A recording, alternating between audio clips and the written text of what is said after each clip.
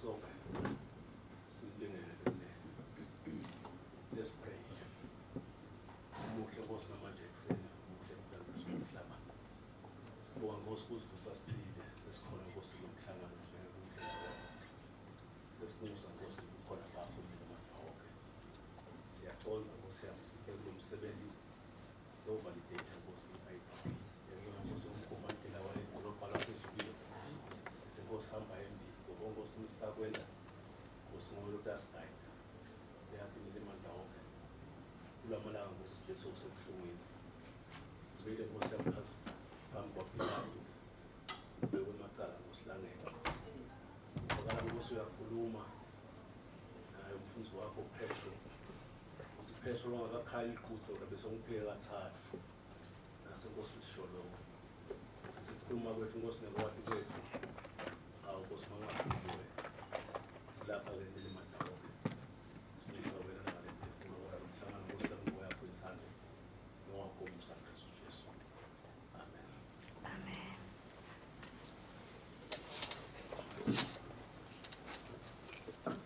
Thank you, Councillor.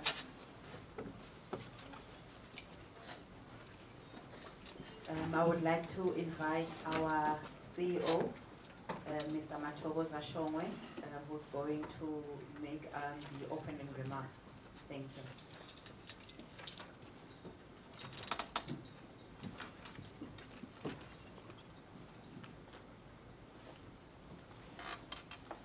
Good morning, Mayor, Deputy Mayor and Councillors, and also greetings to all of the stakeholders who are here, including I've seen a few captains of industry that have joined us. The intention is not for us as an office to speak a lot. I think we've interacted with the document for the longest of time.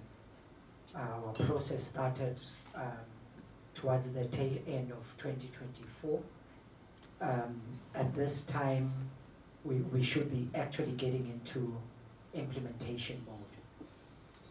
So our purpose, therefore, for today is to allow you as contributors to this very important document to look at the comments.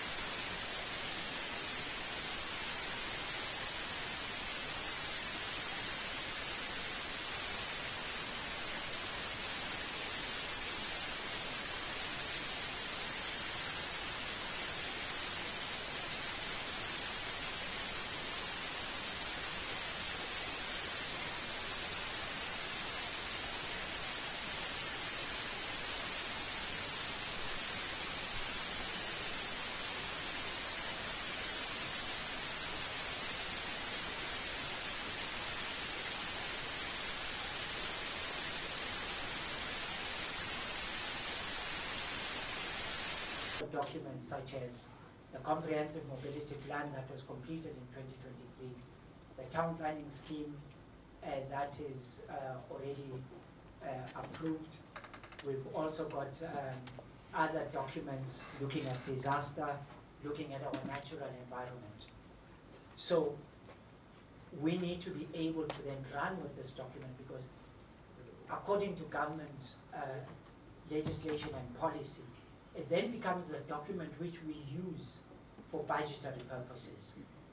And it's very key because with change of leadership, which happens a lot within the municipal space, be it at a political level or at executive level, you need to be able to ensure that your roadmap is clear, it is embraced, and it is implemented.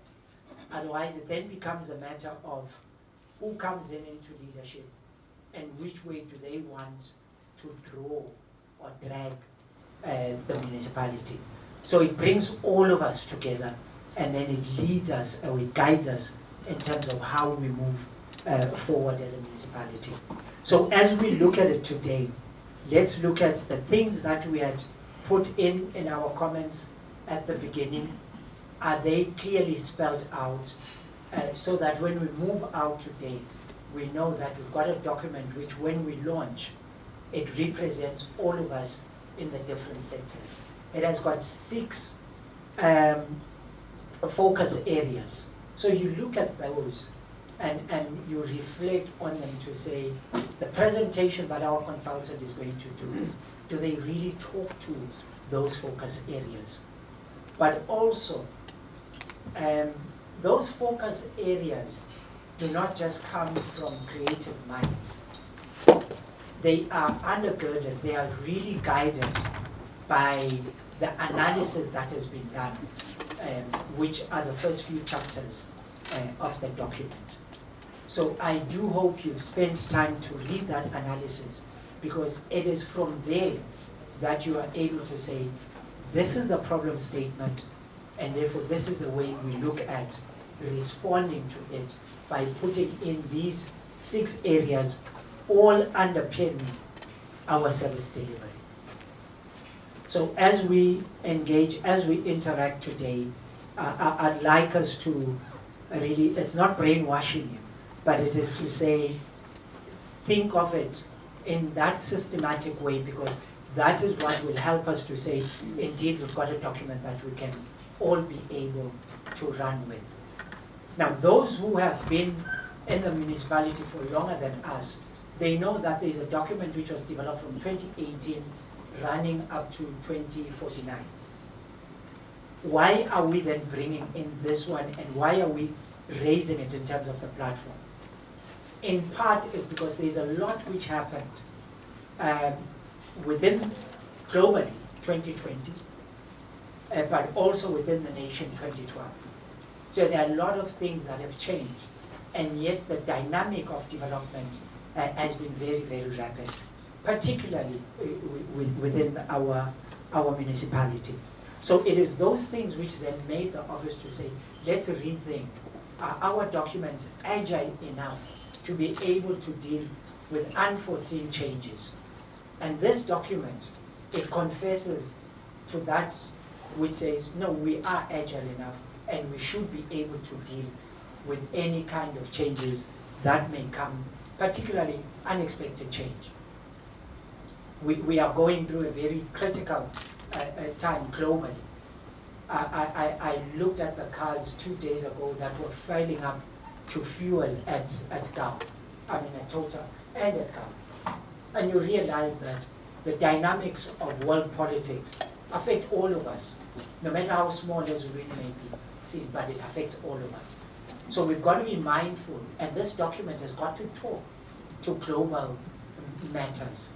As a result, there's a whole section which talks to how does this document interpret the strategic plan for the Ministry of Housing where we are housed? How does it talk to the national plan, the program of action for government?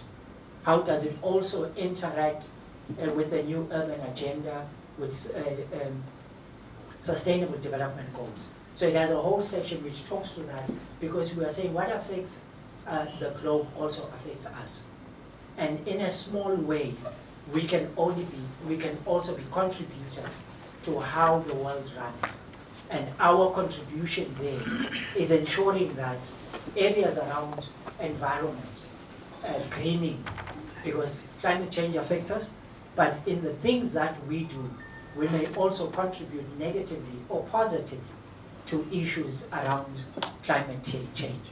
So this document really tries to encapsulate the things that happen in a body of people who live in a global village. Has it been captured? Have all of those things been captured correctly? But more importantly, the solutions that it brings, will they definitely bring positive impact? So we are then taking a back seat as the executive and as our political leadership to say, have we captured it correctly? Because after this, you would have then given us a mandate to run with this document to say, these are the things that we need to implement. There are a few slight changes that you will see. For instance, We've tweaked our vision, and we hope you will accept it. A reading of it now says we are looking at ourselves as a premium destination for tourism, innovation, and quality living in Africa. Trust me, it took a long time to agree on just that one line. The consultant was, taking us, cutting us into pieces. It was like he's a surgeon. But councillors were also saying, what does this mean? Premium destination, what does it really mean? How are we contributing towards being a premium destination? Hence, when you read the document, it says you need to develop a tourism strategy as a municipality, because it is in that strategy that you then become, or you then bring up those elements of being what? A premium destination. But it's not only premium destination for tourism, it's also premium destination for the owners of the town, the ratepayers. So all of these elements, this document is saying we've covered that. But if we haven't, it's for you then to tell us where we're missing it so that we twitch it. But as you say we haven't, please remember one thing. What we've tried to bring together is what you say. So do you go against your own words, or do you say, no, a good man changes his mind, but on the basis of wanting to improve what they said yesterday? Please can we therefore have fruitful deliberations as we continue with our program today. We do intend to leave at 10:30. We've already got indicators that there are people who are traveling to Limpopo, and we don't want to keep them waiting. So 10:30, we've spoken in the program director that we are indeed cutting off. We want to really thank you for taking this time to come and be with us. It was even difficult for us to set this, but we felt that if we don't do it, it will take us time to be able to move towards the conclusion of this document. So thank you for being here. But please do yourself a favor. Be interactive, contribute, because that is the reason you came. Thank you, and good morning.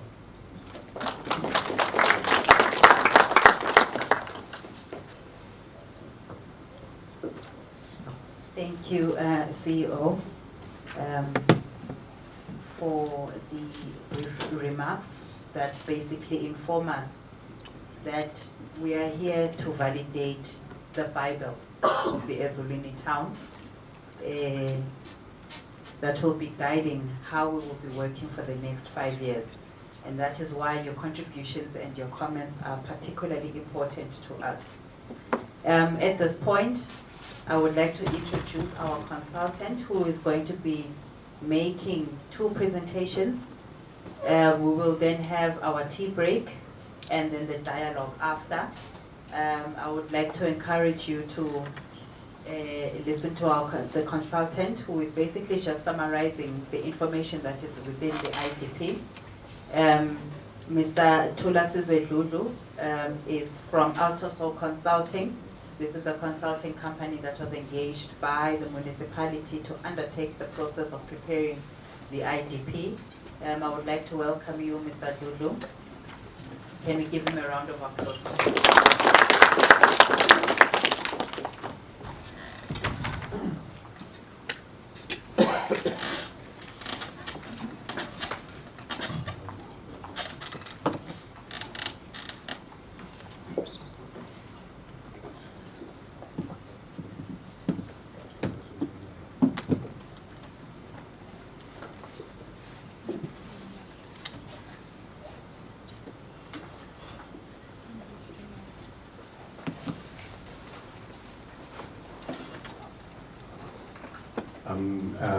Good morning, everyone.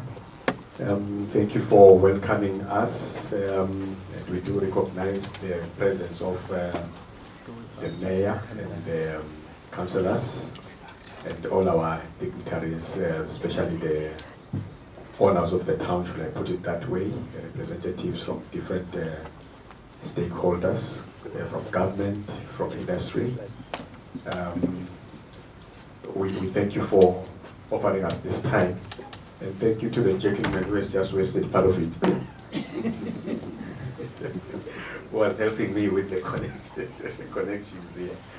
I have been introduced, so I'll just go straight to the presentation itself. As mentioned, this is a summary.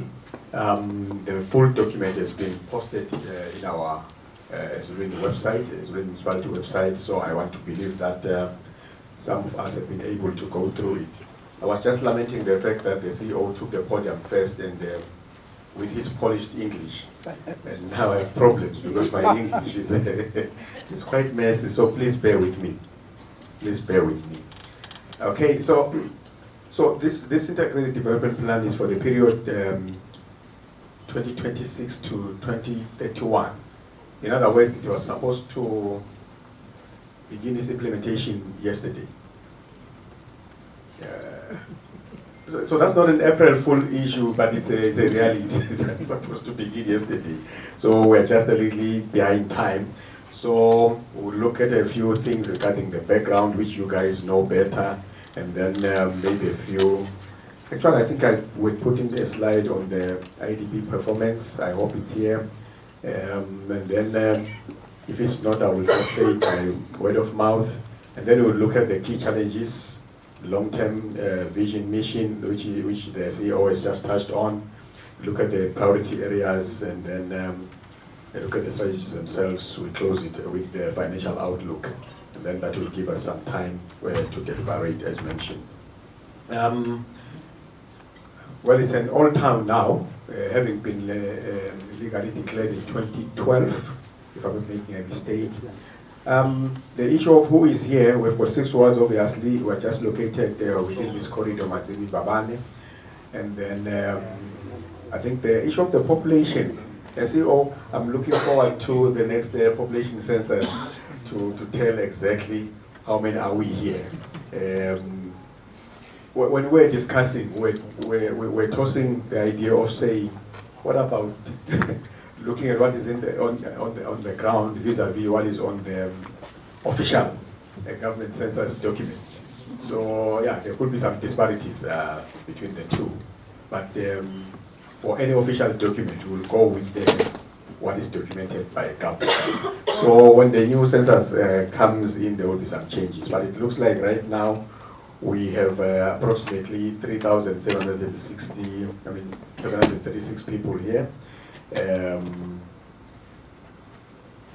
And then I think we have councillors governed by 6 councillors. Emawandini, we normally have 2 appointed. We have the CEO or town clerk that is leading the team here of about 50 people. So that's how it looks like here. And I think we are known for tourism, obviously.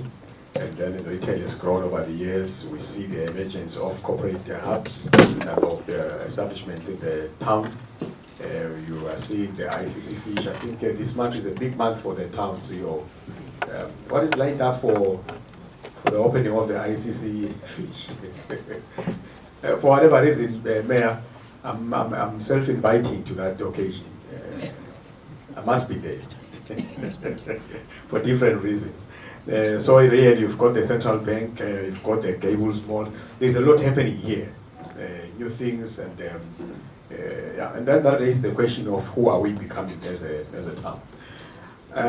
Looking at some few milestones based on the 2019-2024 IDP, you could tell that we really worked hard because we arrived at about 84% of our roads being covered on asphalt. That's a milestone from where we're coming from.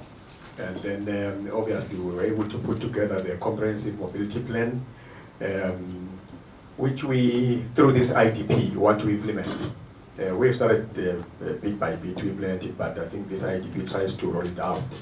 Then we've seen a lot in terms of waste reduction and recycling. We've seen the growth in the resale sector as mentioned. We've also seen the issue of the ICC fish construction, which is now, we think it has come to completion. What is the value of that building now? It runs into billions, isn't it? So yeah, if you look at this street, is a billion Malangani street that we are talking about all the way. This corridor from here. Yeah, go figure. This man. Yeah, that's billions.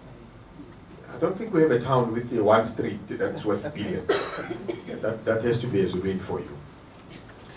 So we've seen even ourselves the revenue growing from 20 to about 31 million in 5 years. And then we have had our own fair share of challenges. We've seen the COVID-19 pandemic, because we put together a plan in 2019.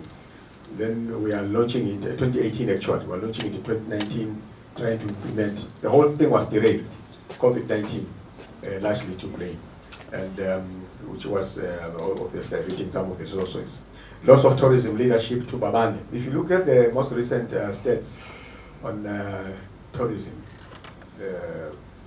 per town, if I were to say, we've been leading for a long time. We're known for tourism, but the recent stats, they show that Babane is now leading. Obviously, you understand that there are different forms of tourism, including business tourism, health tourism, sports tourism, leisure, and stuff. So for some reason, we've been overtaken. And that's why maybe the CEO was saying, when we're putting everything together, we said, maybe let's just not lump everything together. Let's have a specific tourism strategy for it, so we revamping the whole thing.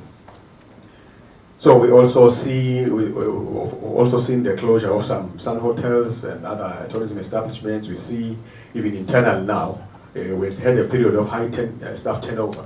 When we started working on this plan, we could see that the team that was leading the development and implementation of the previous plan was really very different from the team that you find when we're putting together this team.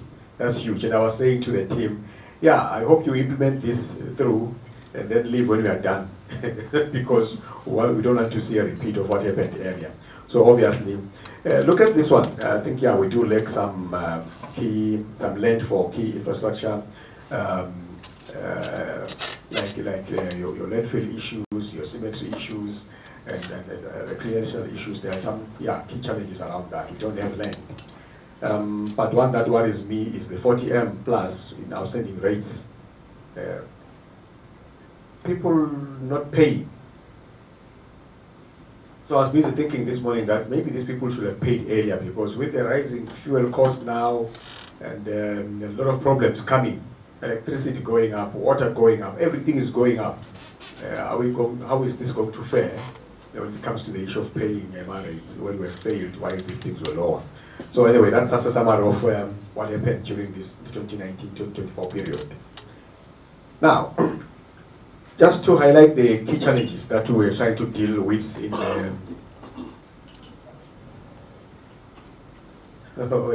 there's some gap in the time between when I change here and what appears in the screen, sorry.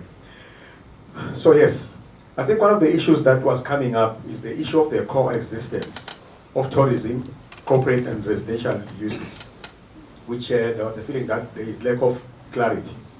The engagement that we've had with different stakeholders and internally, it appears with what has happened over the years, all that the town needs to do is to find the best way of coexistence, because historically we're tourism, but really corporates have established here. And they seem to be a better place to jack up the town's economy.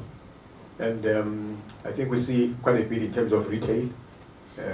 And yes, it's a residential place. So we've had this team that was saying, you know, a lot of people were settling in here because they love the tranquility that comes with it, and stuff, and less busy, you know, quiet, and nice to be around the trees. I'm sure the monkeys as well. Yeah, that's our town. So obviously the issue of our tourism status is one of the issues that we identifying, especially speaking. The issue of the land scarcity, we've discussed that. You know, you can't be having a town that doesn't have a landfill, a town that is struggling with waste disposal or waste management, town that struggles with disposing of bodies, our own bodies. It's just a warning. while we're dealing with the symmetry issues, guys, we are warned, don't die now because we still don't have a place where we can take you. Wait until we're done with our IDP. Then you can die. Animal pound, finding cows, especially with our neighboring communities and stuff. And then you have recreational and the civic facilities. So we're even saying, let's explore how we make use of land outside the urban boundary. Social issues, I think the issue of rising mental illness is not particular or peculiar to Ezului. I need to make that disclaimer. We're looking at, generally speaking, there are signs that mentally people are getting challenged. I'm sure it's per se. But there seems to be a lot of boil up coming from different angles. The performance of the economy, the rate of poverty, social challenges. You see in the media a lot of marriages breaking down. There's too much happening. I think we have K9s, something called K9s now. A lot of Ks and 26M something, whatever, numbers. We're busy with numbers, gangsters. The issue of drugs, there's too much happening. What do you call this? High unemployment rate, especially among the youth. Kuningi, Africa much, but that's how they summarize it. So no wonder we are getting a lot of people getting frustrated, high levels of depression, and then mental illnesses kick in. So that's what we are dealing with as a country, and as Ezului is not spared. I've mentioned the issue of youth unemployment. GBV is a scare now. I think we're lucky that it has not been declared a crisis, because it is a crisis. Urban poverty, drug abuse, I've mentioned that, lack of recreational facilities, activities, and then limited data and disaster response. Of course, we've got issues in terms of pressure from the peri-urban, that is unregulated neighboring developments, generating crime, waste, drainage problems that spills into or out of. I think there was an issue of Chagabilia, where some of our drainage systems in one way or another, they're spilling over to that. So those issues, how we interact with the neighboring communities outside the urban boundary, are serious. They needed some kind of consideration. Revenue dependency, 91% depending on government, on property rates. Some of them from government, some of them from private owners. And then we've got delays, when government has to pay their part. And then we've got this backlog of 40 million covered by both government and private owners. Institutional gaps, I think we have issues with our HR, IT, data governance issues, policy frameworks, performance management issues, high management turnover, which sort of erodes our institutional memory. I've mentioned that earlier, that we have some challenges there. Why we look at this part is that this is the part that's supposed to help us put together the plans and implement them. So when there's something not going right there, we need to do something. I think in terms of mobility constraint, traffic congestions on MR103, we've mentioned the issue of coverage of our TAR, insufficient pedestrian and cycling lanes, and drainage issues with those challenges. That is what this IDP attempts to deal with as well. We also have, as a country and as a globe, extreme weather patterns, surface water pollution, limited progress towards clean energy and environmental management. So yeah, that sort of sums up our situational analysis, but I think it's broken down in detail in the document itself. Now then, going forward, we're saying, as CEO has mentioned, this is our new look, strategic direction, a premium destination for tourism, innovation, and quality living in Africa. Why Africa? I think if we look at the tourism side of things, we need to be there in Africa. Africa must recognize that we are here and they should come to Ezului. So this thing must not be limited to Eswatini, to Southern Africa, to Central Africa. The whole continent must recognize us. Before we start talking about the whole country, I mean the whole world, but Africa, when you're thinking about where to visit, where to stay, where to conduct business, where to live, where to do your shopping, think Ezului. That's the whole point. That's the whole point. That's how far we've stretched it. And then obviously, if you talk about the other elements, I think, as I've just mentioned, this is not just limited to tourism. Just coming to stay here is a big issue. Working here is a big issue. So for everyone, when you're talking about innovation and quality of life, we're talking about residing here, visiting here, working here, conducting business here. And you are looking at the environment as well. The environment must talk to it. The technology, the Internet of Things. How do you want to put it, CEO? The smart city issues. But that's where we are. Touching buttons, making life so easy, and working out for everybody who is here. So that is how the vision comes through. Obviously, I think we have an opportunity to say, that's not what we want. In terms of our mission, we want to enhance the quality of life for all our stakeholders. We will naturally say for our residents, but this is beyond that. Some of the people locating here are not residents. Some of them are visitors. So we want their lives to be enhanced as well. Some of them are business people. Some of them are employees. So everyone here want to make sure that their quality of life is enhanced by providing sustainable, innovative, and efficient services and infrastructure to leverage on our uniqueness. So this mission recognizes that Ezulwini is unique. There is no other place in this country or planet that is like Ezulwini. There is a lot unique about us. Just in December, I was at the Matenga, what is it, village? Matenga village, myself, yeah, visiting. Cultural village, yes. You know, there's not much I did there, but yeah, I went there because even I show speed went there, you understand? Yeah. So what other place could he have chosen? So I went to I show speed. You've got the cables, you've got this and that, so it's really different. The sheep has breasts. Is it breast? Breast. Breast. Breast. It's two breasts. Yeah. Sheep has breasts. Yeah, I remember when the logo was being changed, and then there was talks that whatever you change in the logo, make sure those two breasts, they show. Yeah, they are there. So you only find those things at Ezulwini. So this is where we're focusing for the next 5 years. We're looking at the issue of enhanced access to land for public facilities. I'll just explain that briefly. And then you have to support the economic activity at Ezulwini. That's in terms of your spatial arrangement. That's what you want to see. Socially speaking, you want to improve the community participation and engagement, because it seems there are issues around that. I'm usually surprised, CEO, to see everybody like this today, because I've come to conclude that people at Ezulwini, they abide very well, so they don't attend stuff. But today is different, so I think we are getting somewhere. We're trying to address some of those issues, improving community resilience in terms of the issues of mental sickness, the issues of social ills, the issues of disaster. So we need to be resilient to a number of issues that are that we confront.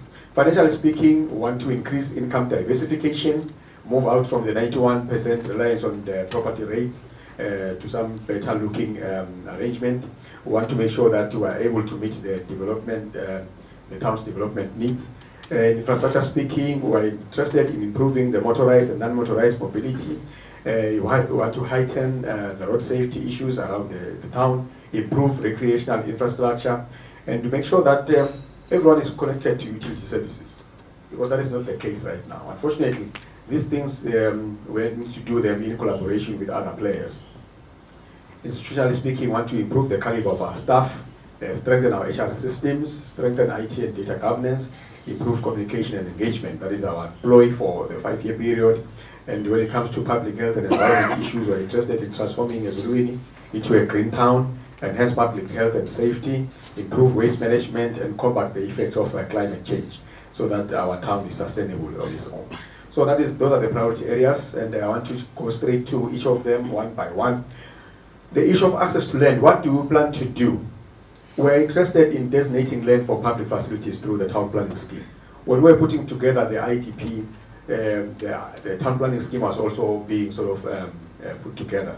So this plan is recognizing that it is the town planning scheme that will demarcate which areas are good for what. So that's the first issue. But I will tell you that the town planning scheme also has problems when it comes to some of the things that we want. I will talk to that quickly. We want to procure land for public facilities. Maybe if we could just target 2 properties by 2028. We want to engage traditional authorities for the SNL land to use. We want to see a cemetery landfill. Because it looks like we're not able to find suitable space in the town, within the town boundaries. So we need to start negotiating. That is why if you look at point number, the last bullet point, assess feasibility of expanding urban boundary. If we can't, because the first option is to look for land outside, have some pact in terms of how we sort of work on these issues. If we can find land around us doing outside the urban boundary, the better. We don't have to own that. It doesn't have to be part of the urban boundary. So we can have some agreements in terms of how to use that land for cemetery, for landfill and other sort of areas, and other things that we want to use it for. So the issue of expanding is a last resort if we cannot access that land and use it for these purposes. Obviously, we want to pursue strategic partnerships for public facility development. We want to ask people with land within the town to use for different needs. Let me just, I want to share some examples of what we're looking at. So we're saying we need land for materials recovery facility. We need land for proper civic services, for offering civic services. We need land for animal pound. We need land for public library. I know that we are going digital. We had some conversations with others, but it looks like we still want to go to the library even if we are digital. We want to go there physically. We still want to read. It affects us differently when we read, when we're there. So we still need those facilities.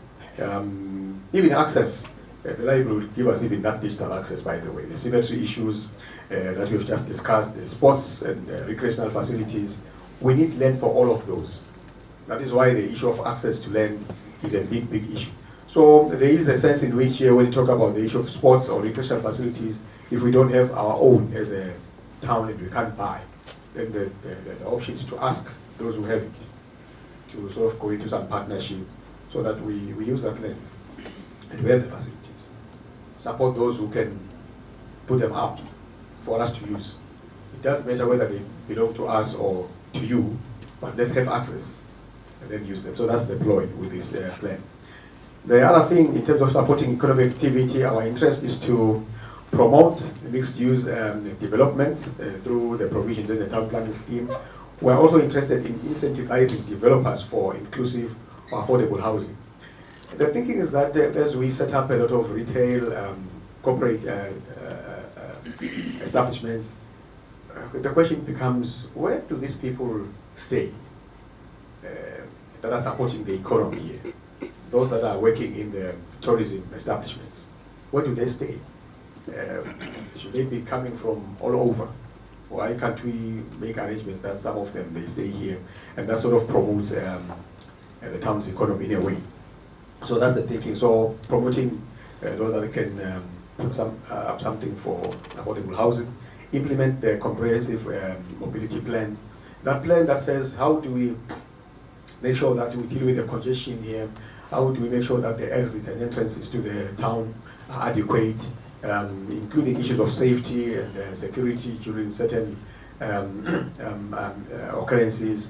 So we need to be looking at that. So the CMP is looking at that, including the issues of motorized and non-motorized mobility. Formulate the tourism development strategy by December 2026. We're interested in encouraging investment in tourism infrastructure. So this one says encouraging. So we'll be interacting with some of the property owners to say, you know, looking at our town planning scheme, you could be able to set up 1, 2, and 3. So we're really hell-bent to see that happening because we're not actually doing tourism as the Maspala. So it's yourselves, the stakeholders. So we'll be pushing that agenda during this period. I think in terms of the second focus area, we're looking at community participation and engagement. So we're looking at conducting some annual satisfaction surveys so that we know how people feel about how we do our work and what is happening in the town. We want to train our community champions in the wards, so that they actually make sure that there is engagement everywhere, including in the wards. So we are interested in social services forums, that is 2 per annum per ward. So those are the interventions that we have to enhance community participation and engagement. In terms of mental health and GBV, we are interested in putting together a community mental wellness integration program across all the wards. We are also interested in having a minimum 30 GBV awareness sessions per annum that targets the 6 wards. That says we should have about 6 active support groups. That is about 1 per ward by 2031.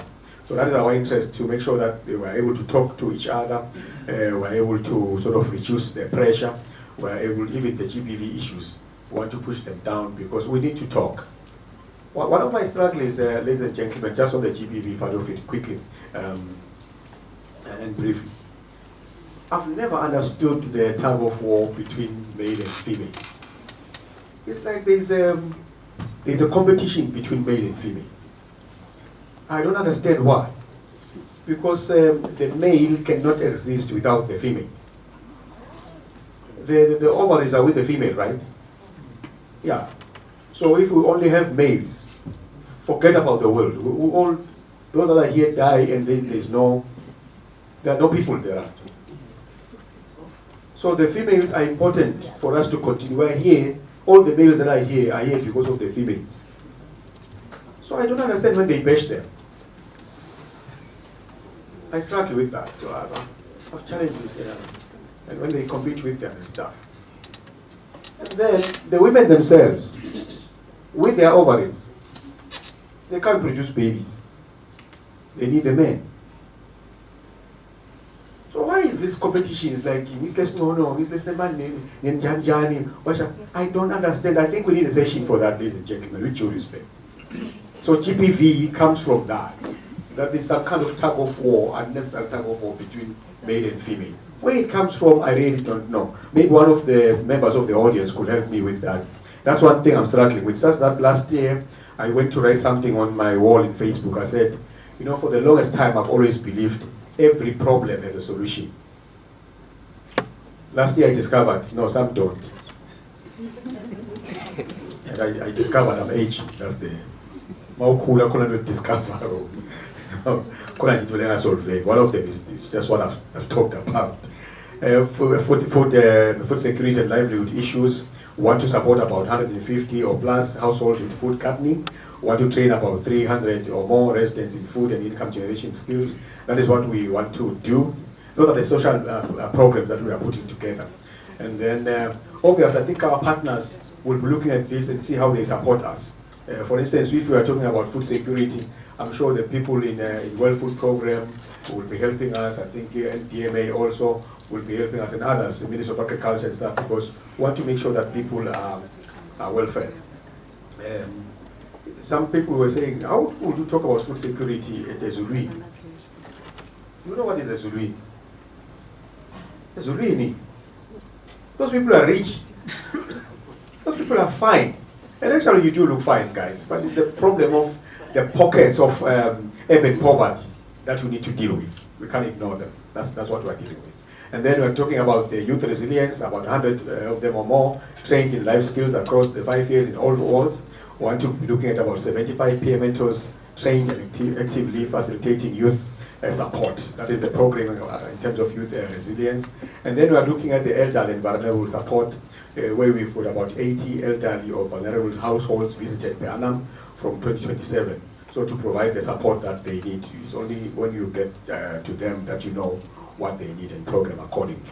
So that's the social development strategy that we are looking at. In terms of financially speaking, we have mentioned the current profile that you are at 91% property rate covered, and then you have got an average of about 25 million annual shortfall. We're about 14 we are standing now, or even more now. I think having started in 2024 working on this, I think we could be at 60 now if nothing has changed in terms of the backlog, the people owing us. So now we're trying to sort of accelerate the revenue diversification where we're using at our user fees and bylaws collection. So the thinking is that you don't want to rely on the property rates so that with time, the increase in terms of the values of the property will not necessarily mean equal increase in the rates that you need to pay, so that the rates remain affordable, but you are able to collect money through other means, so that there is no pressure in paying the rate, so that most of you pay at the end of the day. Explore a share of the national tourism levy. There is levy collected throughout the country in terms of the tourism establishments. So bed levy, this and stuff. But there is no evidence that the Zuluini is actually directly benefiting from that. The redeployment of the levy into developing the tourism industry. So we're exploring ways of saying, how do we benefit from that? This is not about increasing the levy so that the Zuluini has a share. It's on the existing on the existing platforms. How do we sort of benefit it directly? We need to talk to some people about that. Pursue the public finance initiatives, getting about 3 projects funded through some partnerships with others. We're looking at that.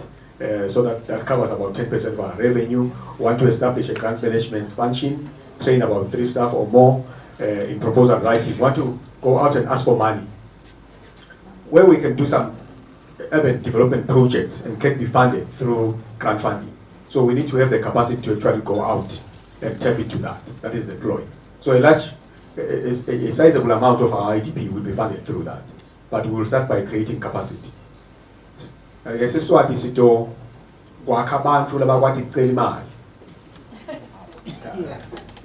we put it. And some people are very, very good at that. So start a caravan will help that. So want some of our projects to be donor funded, at least 3 of them being funded through donors. So that changes sort of the landscape from depending on property rates. We want to also optimize our procurement and reduce costs. We will develop that procurement optimization strategy. We want to make sure that our admin cost edge they fall below 50% of the total, so that the largest chunk of the money goes to projects, development projects for the urban area. We also want to make sure that year on year we reduce some 5% of our overall costs and see where does that take us. I'll make the issues of cost of just inflation, if I want to put it that way. I want to accelerate the alternative energy program. We want to reduce the energy costs. I can't remember from my head now how much we spent on just powering our lighting in the town. It's a lot of money, it runs into millions, just to make sure we can't soon. I think that a lot of us are asleep, but we're not can't.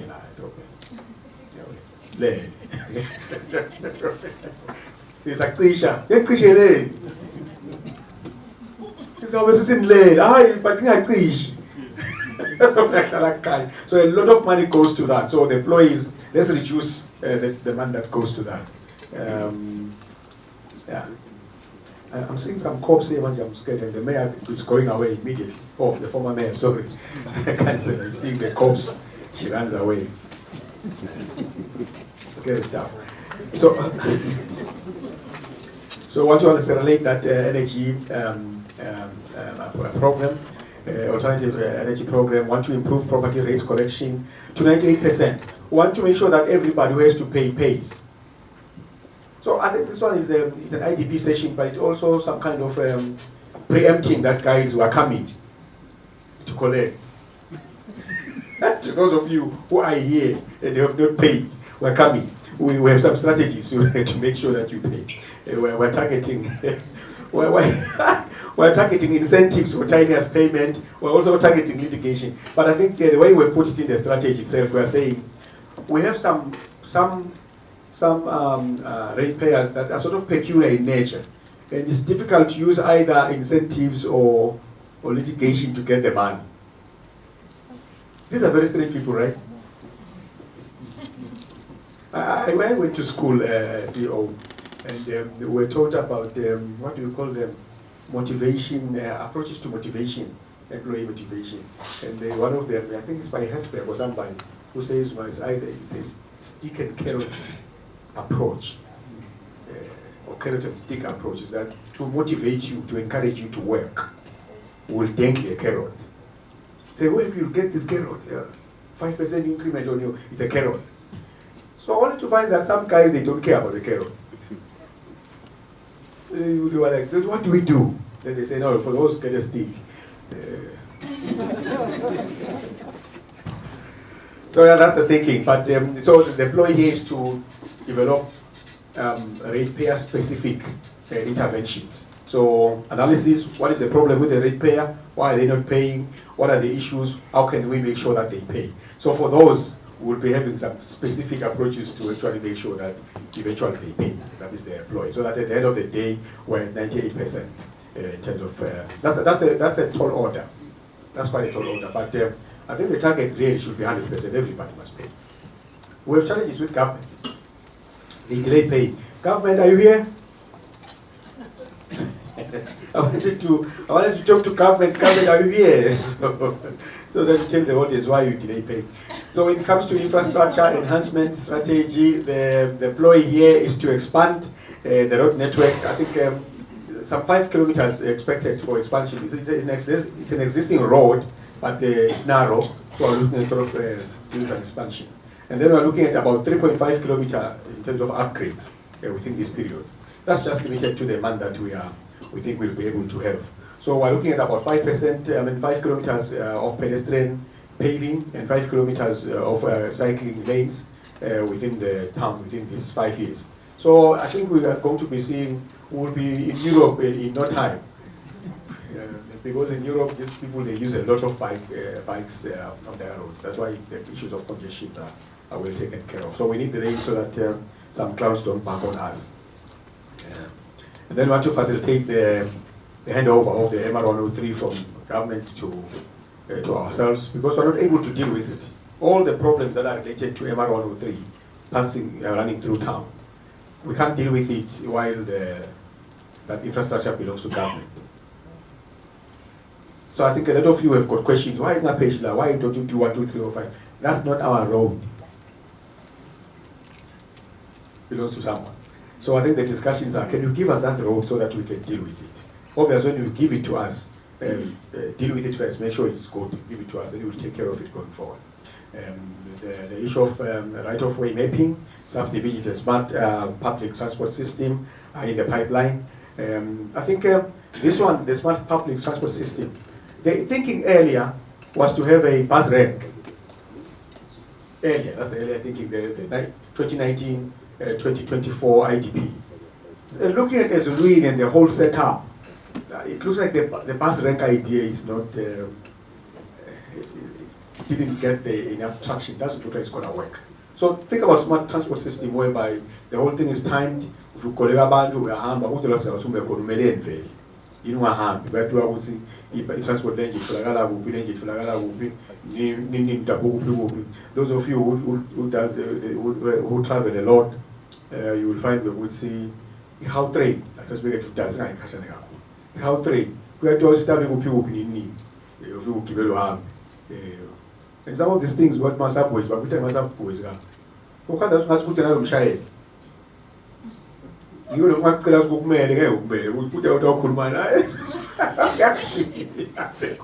That thing is programmed. By this time by this time there are signals everywhere, there are some screens that tells you it will be here in 5 minutes, they might say delaying at 2 minutes and stuff. Everything is just digitalized, well planned, well organized. So that's what we are thinking of, is kind of a smart transport system than settling for a bus rank. I was in Mkacho. Yeah, you'll pay me after this. She's my boss on this issue, so I must put it correct. So that's the thinking. And the issue of new entrance and exit routes to MR103, according to the CMP. The CMP, which is the Comprehensive Mobility Plan, it sort of identifies certain possible exit points from the town, so that as relied on this one conduit for poor and weekend. That's how we want to sort of reduce the congestion as well during peak times. So that is the ploy to say, let's see how we draw up those. Obviously, there's a need to link up with other people to help us with that. Others have already indicated that they can partner with us to help us with some of those issues. Obviously, want to develop your stormwater drainage master plan. And implement that, you want to install about 480 street lights across the town. That's what I was talking about in terms of your kinds and serious led. And then It's all about 10 high mast lights. Just one comment on this one. There's been discussions from different quarters that Sinengasbegeli Apollo. Yeah, Sinengasbegeli Apollo, yeah. So there are those of us who want to be, to stay in places where they want to see the sky for what it is, see the stars at night, and keep their places romantic at night. It's fair to be romantic at night, yeah. So this is the romantic lovers is about kinds of when I can say Panga Apollo. It's romantic night here. So those are conversations. So the thinking is that obviously before you locate the Apollo, you need to be sort of engaging with the stakeholders where is the most appropriate place to locate the Apollo. And then develop sort of bylaws for drainage issues. I think this one comes in, Mayor, the construction regime. People will normally put up certain structures, establishments, and then the issue of how the drainage works out, it's not taken care of well. That's why the issue of bylaws, you set up so the whole thing is well connected so that we don't have problems. And then the issue of protecting property from flood damage, it also ties up with the issue of implementing now your stormwater drainage issues, the whole drainage system in the town. Recreationally speaking, want to formulate public open spaces, about 5 of them within this period. We are also interested in constructing a multidisciplinary sports facility, at least one. Now, I would say at least 4 sporting courts can be sort of accommodated. Being a Zuluan yourselves, I think there will be things like badminton or squash. The sports that you will find in or Ramanzini, as a Zuluan, they should differ in many ways. I'm sure when this side will be talking those kind of sports, but at least 4 sporting courts should be part of those, including tennis. I don't know what has happened to the prominence of tennis in our country. Who is leading the tennis association now? Or maybe should I say, who is killing the sport, the tennis association? Our sports guys in this country, all of them. The CEO says don't go there. I'm not going. But I think we overstayed. All right, and then the issue of so we're looking at at least one multidisciplinary sports facility. We're looking at constructing at least 3 sets of public toilets. The way we're structured, we want to locate the best place where these toilets can be. We can't have such a big town. So that is what we're trying to address here. That is the question. Now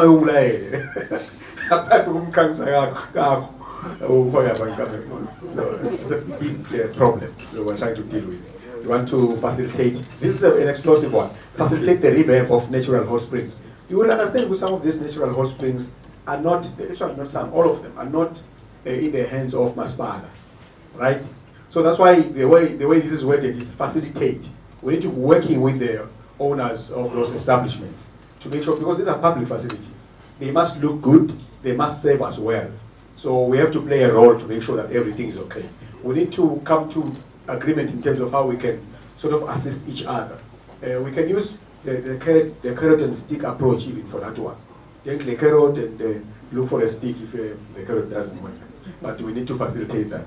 Because the point is that we all stand to benefit if they are in good shape, and we all stand to lose if they are in bad shape, despite the fact that Maspada doesn't own those things. I think that point is clear.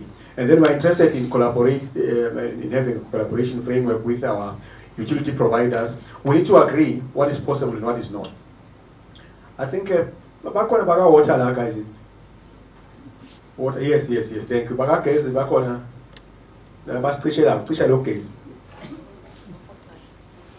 we don't have them here. Gezi? Yeah, we don't have them. And we have guys from EPTC. Oh yeah, yeah, we do. We do. And you do look like telephone in a way. He's a telephone man. Yeah, thank you. So I think the deploy here is that we need to work closely, more than we have done, to agree on our plans. We consulted with them when we were putting this together, but we discovered that when they put together their plans without knowing where we are going, what our frustrations are, they exclude us. So we're saying let's now plan together, let's collaborate in terms of the planning, so that we have a problem, and when you do your plans, do them in such a way that they cover our problems. Because if that doesn't happen, we go to them, hey, we have a problem here, come and sort this out. They start saying, yeah, but it's not in our plans. But we have a problem, yeah, let's look in our next 5-year plan. It's a scoop, it's in that, my ratepayers, they are on our throat.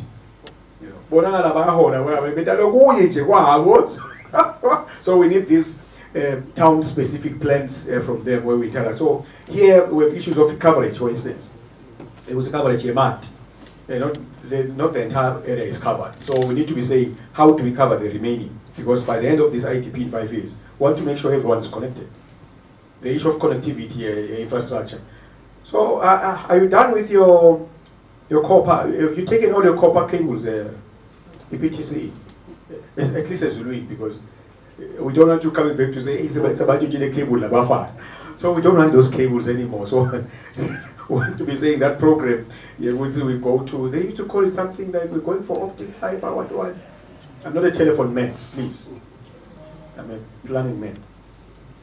So that's the deploy, and then we're looking at 100% coverage in terms of water and sewer. We're looking at installing additional fire hydrant points. I think I've seen some people by fire. Fire, follow me. I've made up a song like that. Fire. So the fire guys are here. The thinking is that Nana will say, give us some support. We want to work, but the current short term. National specialized Louis. Put on a man stuff is connected. So we're saying, let's look at strategic point, at least 5 within this period, where we can be able to make sure we develop a corner. And looking at some strategic points to make sure we can do more than that, obviously, but we are looking at what is feasible. And then the whole thing also promoting solar energy installations, making sure that at least 50% of our supply comes from that. So that's the plan. And then I think I'm going towards the end, don't worry. The document is a 5-year document, it is big, and I'm trying to summarize it. Please bear with me, I'm moving towards the end. I think I'm left with 1 or 2 points and then we're out of here. All right, in terms of our internal issues, we want to make sure that our staff, we look at the salary issues and retention strategies. The deploy here is that we're not retaining everybody. Whoever you are, please come and sort out this thing again. Okay, I've just seen connect here. I hope it connects. It just disconnected.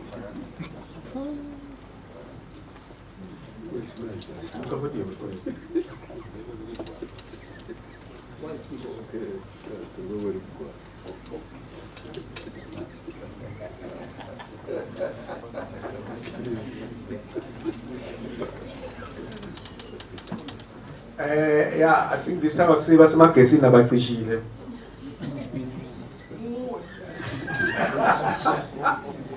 This is the man. This is the man of fishing, ladies and gentlemen. If you look for a fault, please don't try me.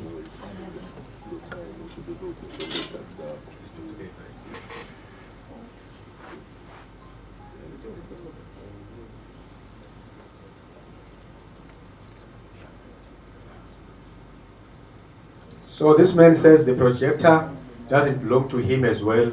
So it's the projector that's fault, not our system. But I think I will still talk while the projector is thinking. I say we really go now. As I start thinking of your colleague, it's a my issues the money. Yeah, baby, they have a call. So now so that also coming here.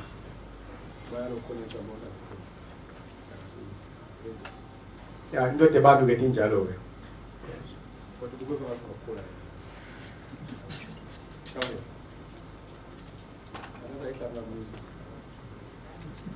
Okay, I'll just do it the radio way. I like the radio way because the radio way says the Lo mntu osakatayo usakata, so umsakata ngesingisi konjani? The broadcaster. The broadcaster is behind the mic in Babani. And then you are in your house, uvula iradio ulalele uyakhuluma akakuboni. So I know there are cases where khuluma zahleke advance besicishile radio so kalibheke silele nekulala but aqhubeka akhulume. So yeah, I will do it that way. Whether we have this or we don't, I will use that style because of our time. So they are coming. Yeah, I think.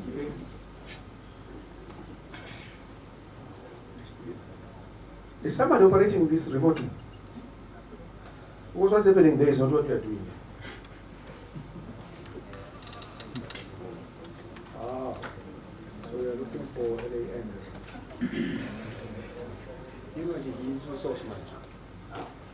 Sorry? Yes, I'm a collector. Ulkunda. Ulkunda, let's go there. Technology, technology, one send and get manje. Okay, while we do that, I want to continue. I want to think it's coming, searching, yeah. I think eventually it will come.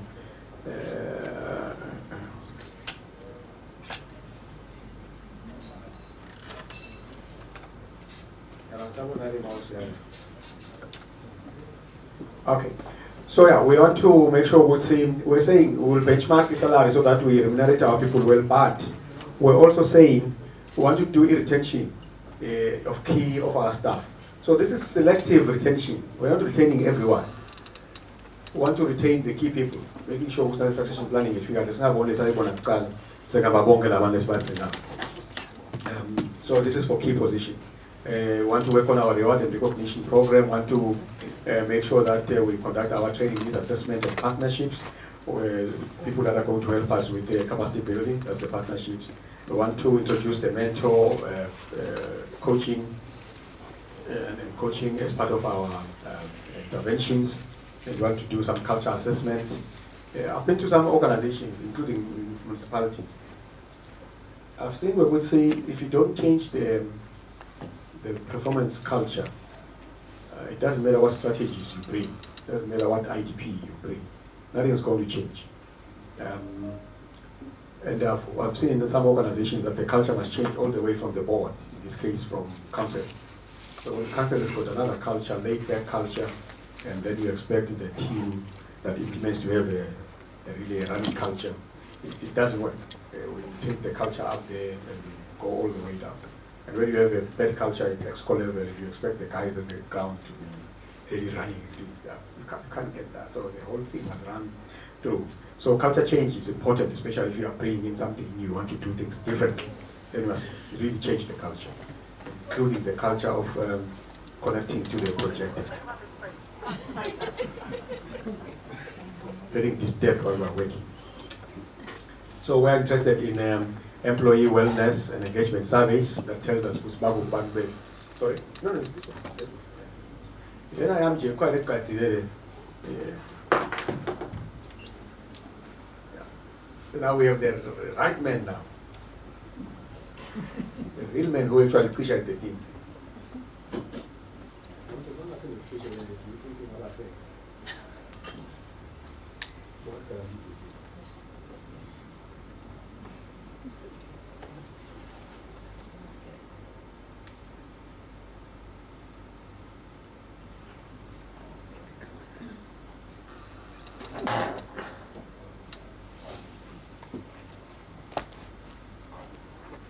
Yeah, okay, while they do this, I think, okay, I think we're also interested in boosting our infrastructure, IT infrastructure in data management ecosystem. We'll be doing some audits.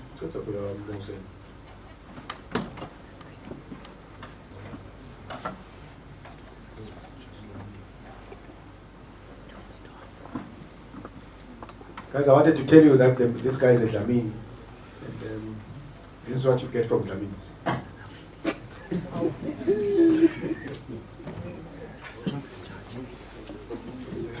Yeah. We don't have much of options.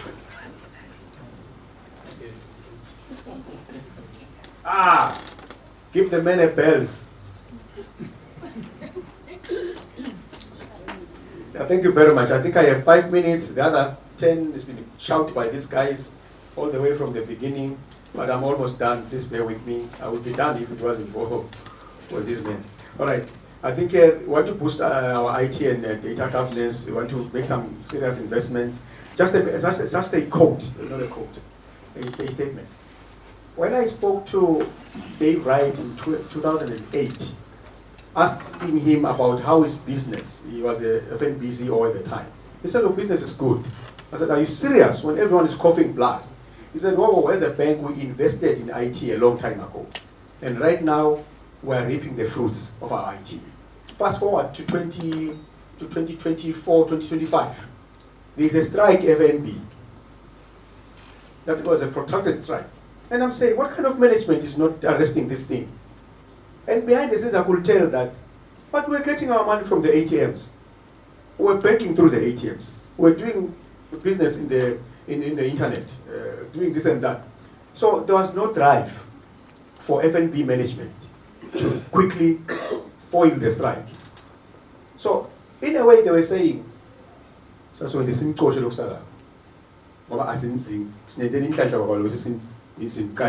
they didn't say that, it's me saying that. Because the systems are running without the people. So that's what I'm thinking about. Your investment in IT, I'm not saying Toshan Banf. I'm simply saying, the men were saying to me, we invested in IT. I'm saying to the stakeholders here, we're moving towards this smart city podium. So we need to invest in IT as an institution. So that is why we're looking at minimum 1.4M to just modernize the whole system so that we are able to do things and we deliver services. So we want to make sure that we are okay in terms of disaster recovery and cyber frameworks, digital transformation strategy, and data governance frameworks and analytics tools. We want to have all those in order. We're also interested in talent review and succession planning. We're interested in making sure that we recruit well, leadership development, we have the right guys in place, and we're also interested in making sure that our internal communication and engagement with yourselves is improved. You will be seeing a lot of us from now, maybe even in terms of, we will see you even before the end of this year, believe me, because of our programming here. It's not born, but it's not good. That is the bottom line. I think the other thing, in terms of our health and environment issues, we're interested in urban and rooftop gardens. We're looking at 30% of our residences participating. We're looking at 5,000 trees planted, about 10 species or more. We're looking at the farmers market expansion for households. And we're looking at 30% of our families on clean energy, that's solar. And we're looking at wetlands protection policy and organic fertilizer promotion. That is the greening of our town. That is the programming. And we're looking at issues of 5 evacuation sites prepared. I think that talks to your issues of disaster issues and DMA fire. So we're looking at that for the Doropa, which is mass payable. We're looking at food storage warehousing established. That means a lot of money, by the way, money that we don't have. But we can do that through our partnerships with our stakeholders. We're looking at the first fire responder units that's being set up. So that by the time you figure out the fisher so depreciate.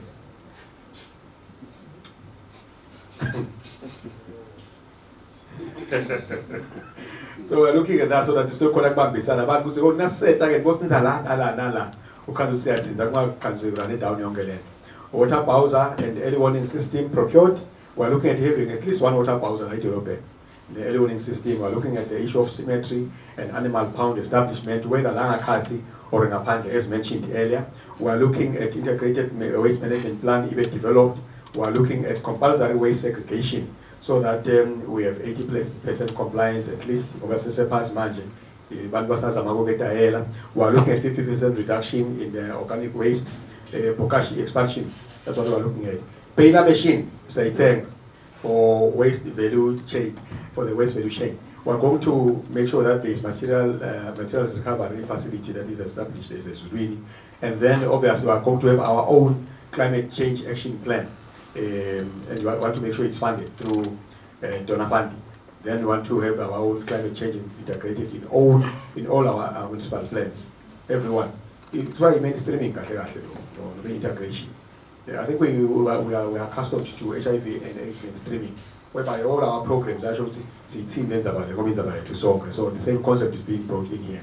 Green spaces and conservation, we are looking at that, we have a framework for that, and then we are going to be engaging with a lot of donors to help us funding our programs around this.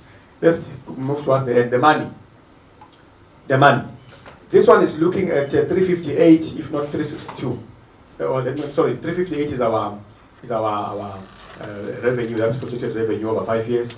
267 of that is going directly to the IDP issues, and then the rest goes to some, I think, what do you call them, operational admin costs. And then we have got this funding gap here, 126 from the current available money. So that's why we are looking at raising money through a number of forums to cover that gap. So that is the critical point that we are going to be dealing with. So right now, what is happening is that we are looking at 33% going to government property, 58% being what you call private, and then user fees and subvention and income. That's what is currently obtaining. But we want to change that. So we're also showing here, we would say, here in the IDP. A lot of it is going to capital improvement. Yeah, that's about 75%. I think that's the major part of this. And then about 9% going to public health and environment. And then the other thing, that is how the IDP split is. We just wanted to show that we say this is really capital intensive. It needs money. And then I think that shows the whole thing here. But with Lenny and Yaleman, even with the CIP, is going towards Imikwa. 202, then about 153 goes to roads. That's quite huge. And then the others are shedding down bits and pieces. This is showing how the 126 gap is made year on year. We just wanted to show that. So we are showing here how we are going to close that gaps. 3 of these projects are going to be funded through PPPs or PFIs, and some of these are going to be coming from the grants management wing that we are putting together. We are going to be sharing responsibility on the MR103 road with government to Sengasni. We are looking at where we need to make some loans, we will make them, and want to make sure that we push up the money that comes from MRAs. That is how we are going to cover up this shortfall. I think this one just summarizes how the spread is. We've already shown you the spread here, the IDP. I don't want to go to that. So where to from here? After the validation, we're going to put any contributions that we're making into the document to improve it. Council will approve it, and then that's when we're going to draw the annual operational plans, and then we launch this thing, we go. So we're looking at a month from now, having everything sorted, we launch immediately. That's what we're looking at. And that should sort of summarize my presentation. Thank you very much.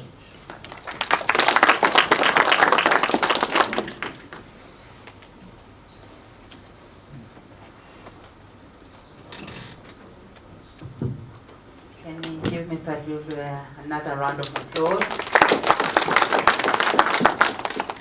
Thank you. At this point, according to our agenda, we have our tea break. Breakfast is served. Following our tea break, we will then be taking the questions, comments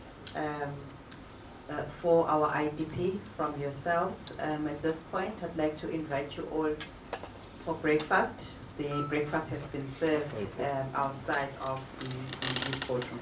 Thank you.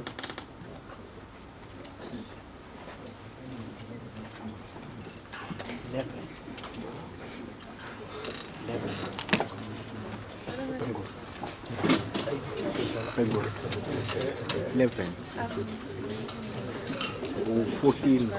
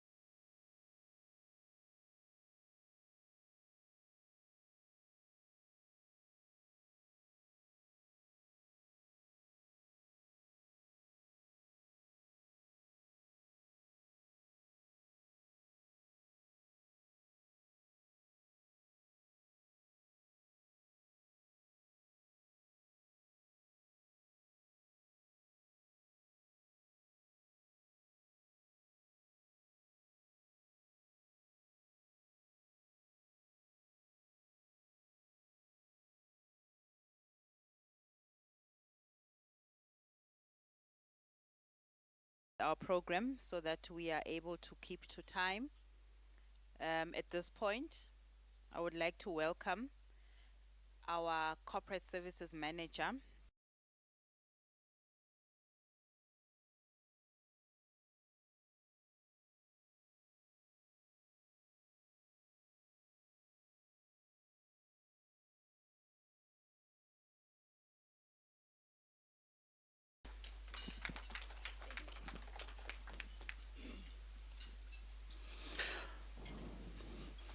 I'd like to write on the protocol that was established by the program director. Thank you, ladies and gentlemen, once again for joining us for this session. Maybe before I start, I'd like to acknowledge the stakeholders present here today. With the residents, we really thank you taking the time to come and engage with us on the strategic tool. Ratepayers, the business community, we really appreciate you coming to engage with the strategy or the IDP that will govern our town for the next 5 years. There are quite a number of representatives from various parts of business within the town and relevant stakeholders from various ministries. Your presence is really appreciated as really municipality. Ladies and gentlemen, my section is to facilitate or coordinate the engagement between the stakeholders here present with the office, specifically looking at input that the stakeholders here present would like to see or feel needs to be included in the IDP, or any comments or ideas based on the presentations that have been provided by the consultants. There were 6 pillars that were engaged in, specifically your spatial management, infrastructure enhancement, institutional capacity. We spoke about social development, financial stability, and public health and environment. So ladies and gentlemen, mics are available. This is the opportunity for you to engage with the document, engage with the presentation, and also to provide your ideas if they're not being captured in the IDP, as stated by the CEO. So for now, I'll open the floor to any questions. If you do have a questions, please raise your hand, and the mic will come to you for you to pose a question or an idea, suggestion to the office. Thank you.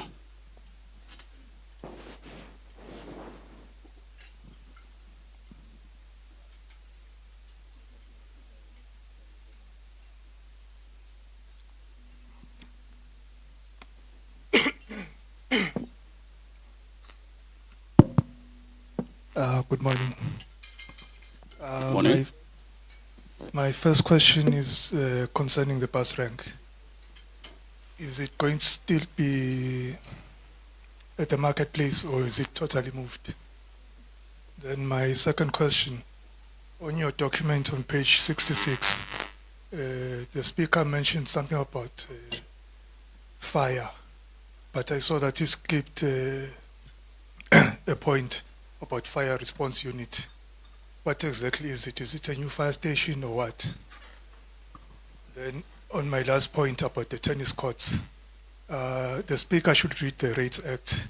If I put a tennis court in my house, I get charged extra rates. Maybe we should look at that. Thank you.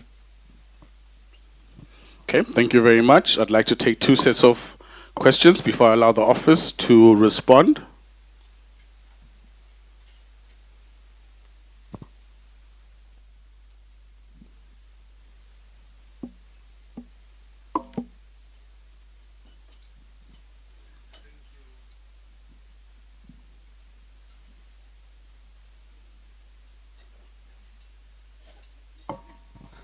Thank you. I am from Eswatini Environment Authority. My observation is that Zuluini is by default de facto transforming into a corporate and an administrative hub or capital for the country.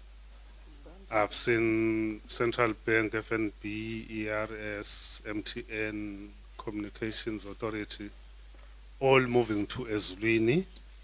And Ezulwini has been, and still is, a tourist town.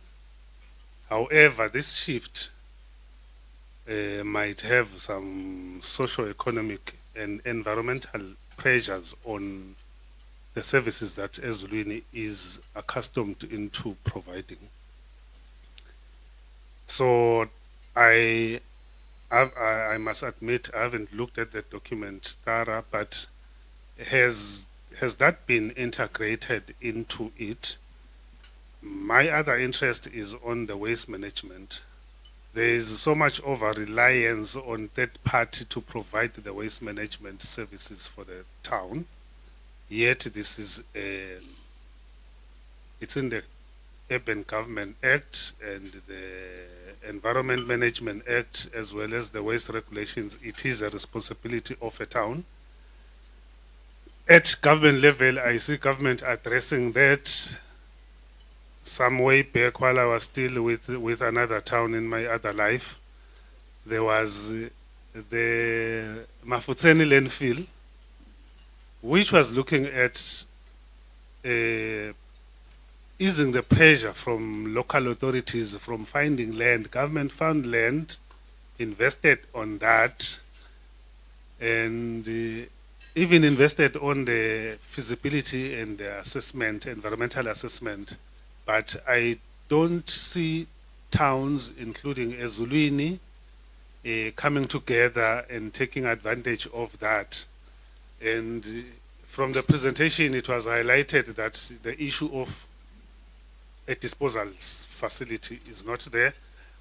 The targets, I'm happy with the targets of segregating waste at source, but at the end, there is always that which cannot be reused or cannot be repurposed, which requires to be disposed of.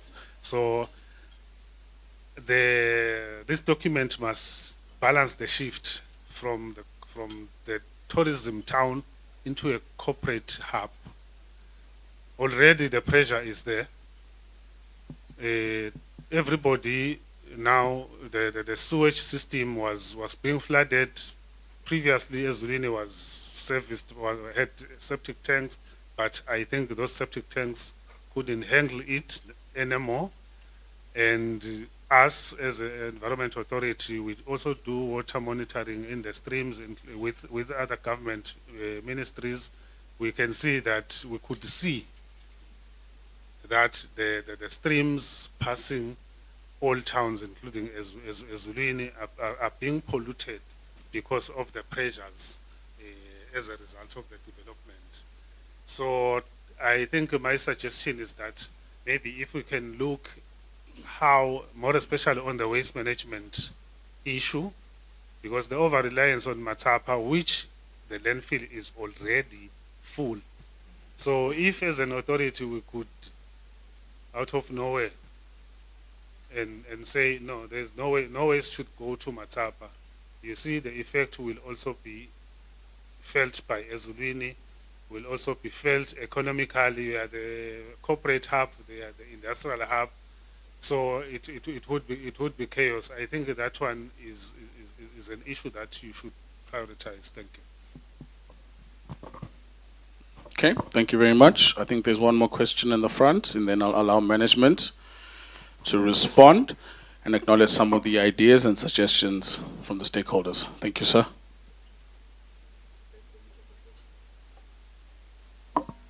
Hello, yes. Thank you, Chairperson. I think I was muted. My name is Sandy Letwala.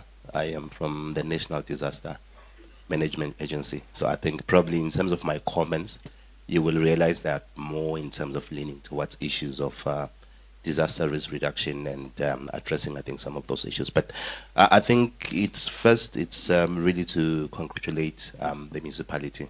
I think looking at the draft, I think when we were told that I think it's available on the website, I just went in terms of just to check in as far as some few things that I felt are much more talking in as far as what is really needed.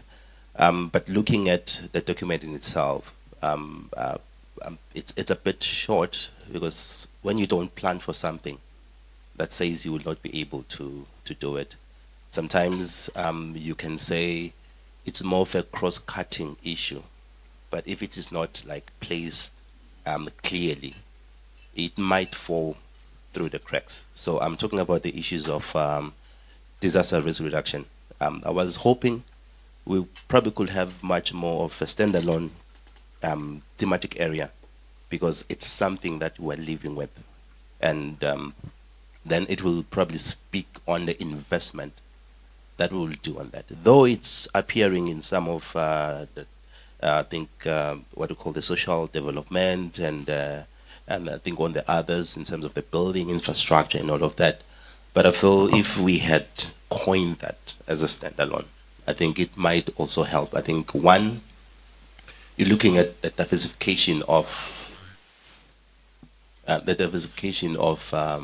income for the municipality, and I think there's so much opportunities. I think in that thematic area, and I believe it's something that the municipality is even doing right now. I think our interaction with them and things that we've done with them were more like ensuring, I think, that we are positioning, I think, the municipality to be able, I think, to be one of the municipalities in the country that are more advanced in as far as this is concerned. So I would recommend, if it's possible, we can reconsider that, ensuring, I think, that it speaks, we have that standalone, and looking in terms of that, it will help. Then we will have those specific indicators, those specific programmatic activities that will speak on disaster, because it's one of the key challenges and issues I think that are being faced. So I think in terms of talking to that, let me not probably do that. I think the issue of the risk-informed land use, it's something that probably needs to really come out clear, where we've got these high-risk areas where we don't really need to get people to start building on what are regulations that are there, so that we are ensuring that, I think, we safeguard that, because we are much more trying to reduce issues of vulnerability. Because if we do that, then that says there's a tag that we have these days when we say invest in preparedness, because it's cheaper than responding. So I think that will really, really help in as far as that is concerned. I think I've loved seeing the issues of drainage or drought or flood. I think the storm drainage issues that have come in, and I think it's something that I will probably like to in terms of that. And I think when I was saying let's have that standalone, because it says we'll have a budget that is specifically looking to that, and I think it will help us to really move forward. In terms of partnerships, I've not seen much in as far as what strategies that probably will be looking into that, but I feel it's there. I've not really gone much into the document itself, but I feel it's there. But let's look in terms of how we can strengthen the roles of other organizations that can help. I think in terms of the UN, I've not seen them. We have this humanitarian organizations that can really help, I think, the city in as far as doing what it's more in terms of that.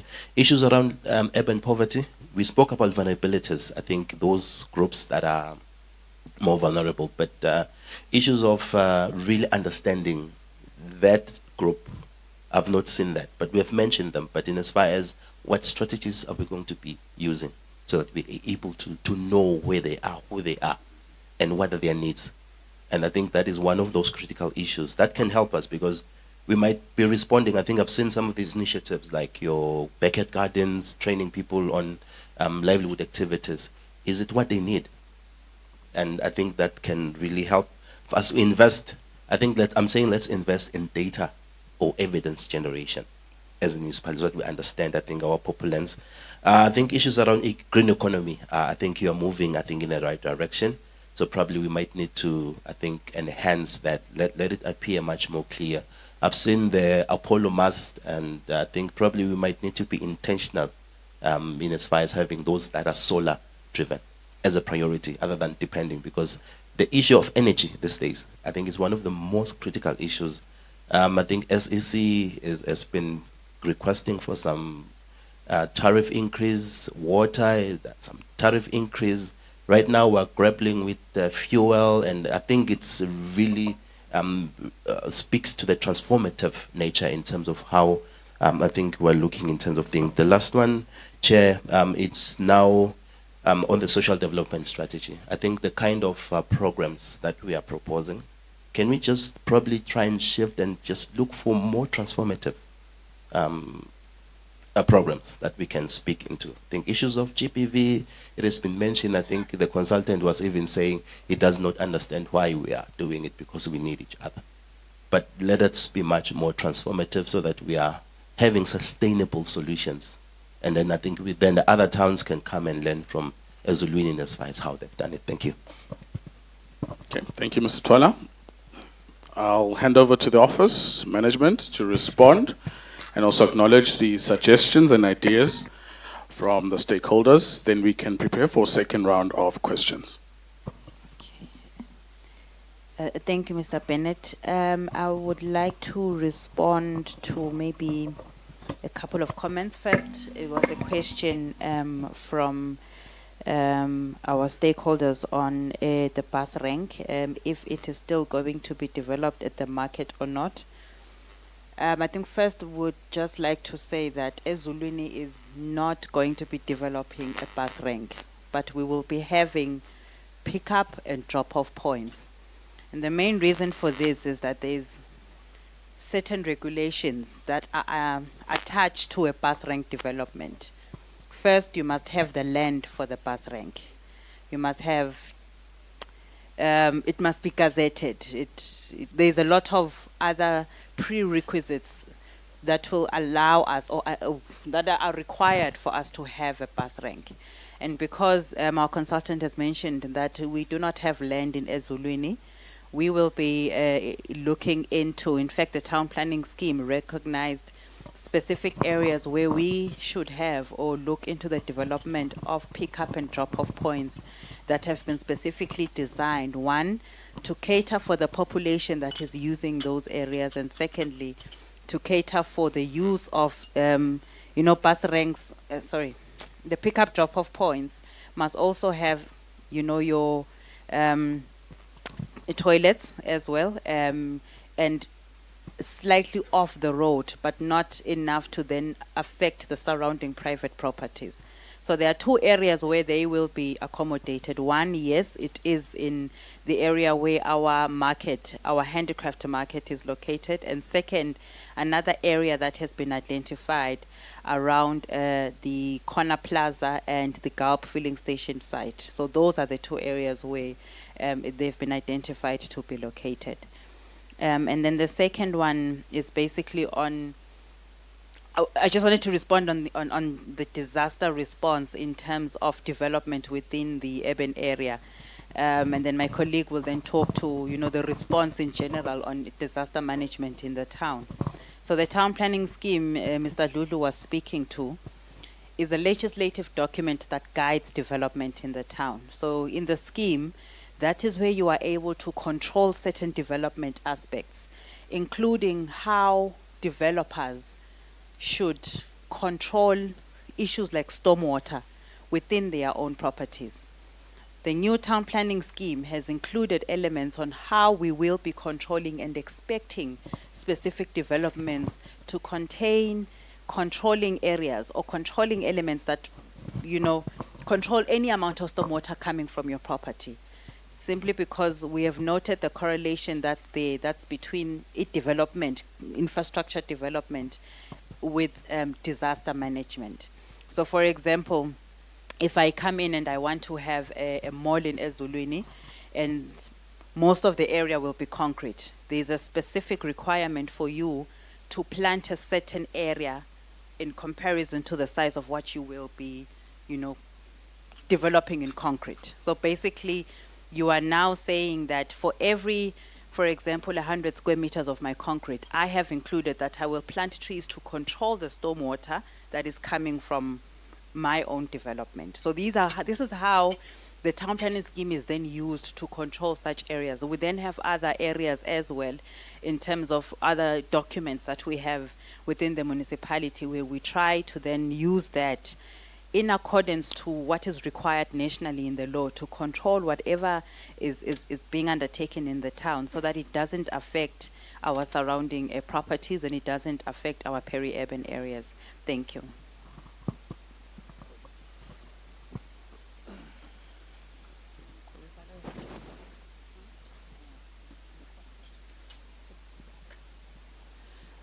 Good morning, stakeholders. Ndauraiza go protocol lay observiwe.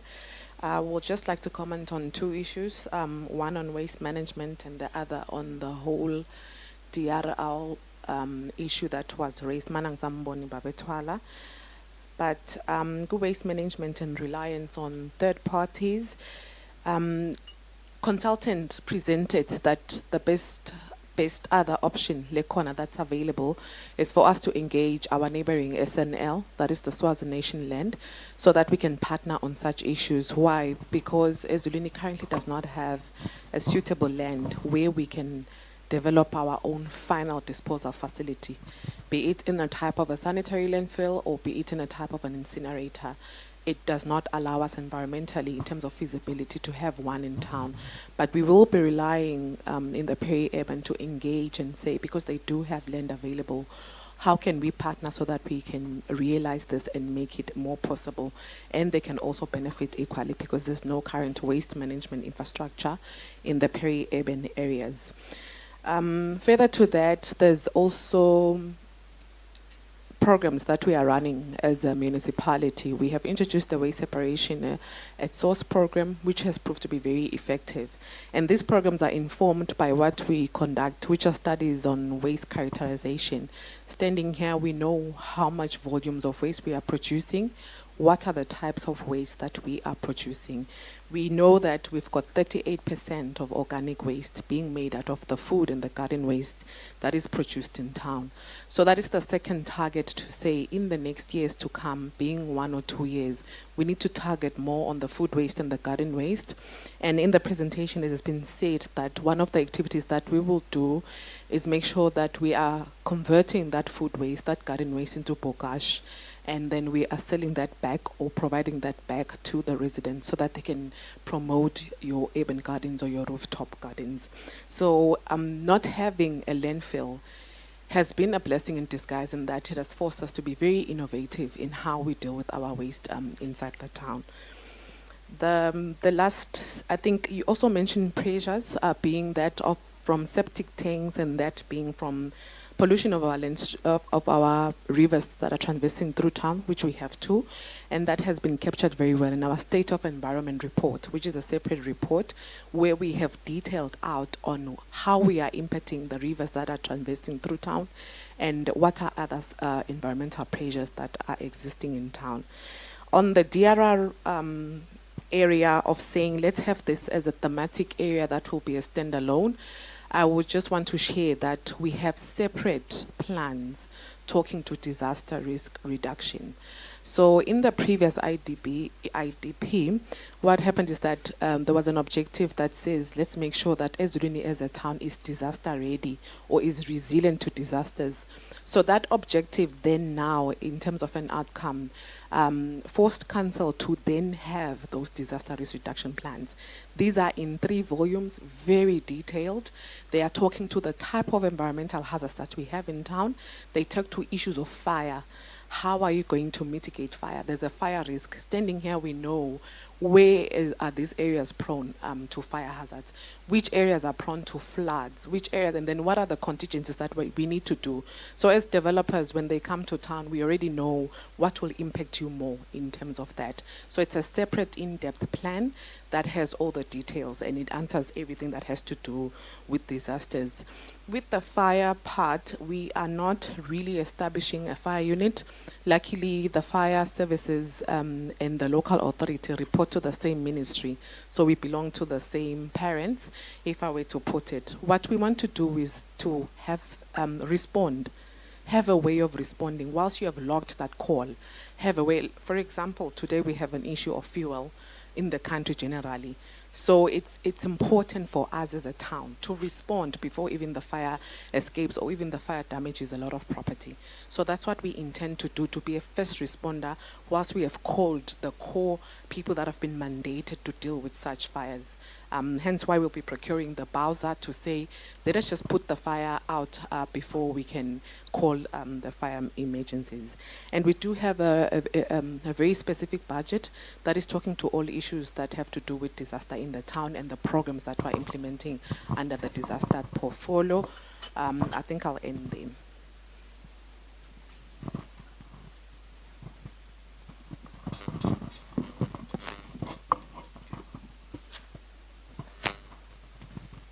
Thank you so much. I think mine is just to acknowledge what has been said, and just to kind of include just a few things in order for us to understand GBV. I think it's integrated in unequal power dynamics, and one of our ways of doing that is to kind of understand the community engagement and participation. So we will need to participate in social services programs for us to know our communities and also meet their needs. I think it's just to acknowledge that.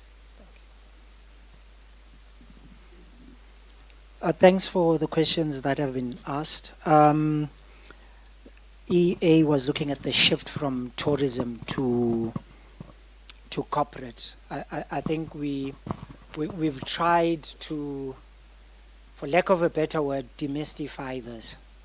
The vision for the municipality has always been about providing high quality residential, one, corporate, two, and then tourism friendly and green environment. And I think in the last AGM which we had, we stated that there's power in a vision. So once you've written it down, there are people who will run towards its implementation. So we shouldn't be surprised when we see corporates coming up within the municipality, because this is in the vision which was set years ago. And we will continue to see it. I think our consultant spoke adequately when he says that balance is important. We are bringing back tourism. The focus now would be to bring back tourism, because corporate is moving on its own. It doesn't need much besides us ensuring that we fulfill our mandate on service delivery. We get that right, corporate will come through. So we are definitely mindful of the shift, hence the other programs that have already been set in place. And then there was also the issue of the Mafutseni disposal site. I think maybe some 20 years ago, I was working with the Minister of Housing. The Mafutseni disposal site, I was one of the group members who identified it about 20 years ago. And not much. Something has happened, but not much has happened. Now the Minister of Housing is reviving that. Because in terms of where we dispose at the Matapa disposal site, and we're not the only ones. I think Malkans does the same thing, Waluseni does the same thing. It's full. Manzini also, their site is full. So we're reviving the issue of getting that regional disposal site so that we are able to move as much as we can that side.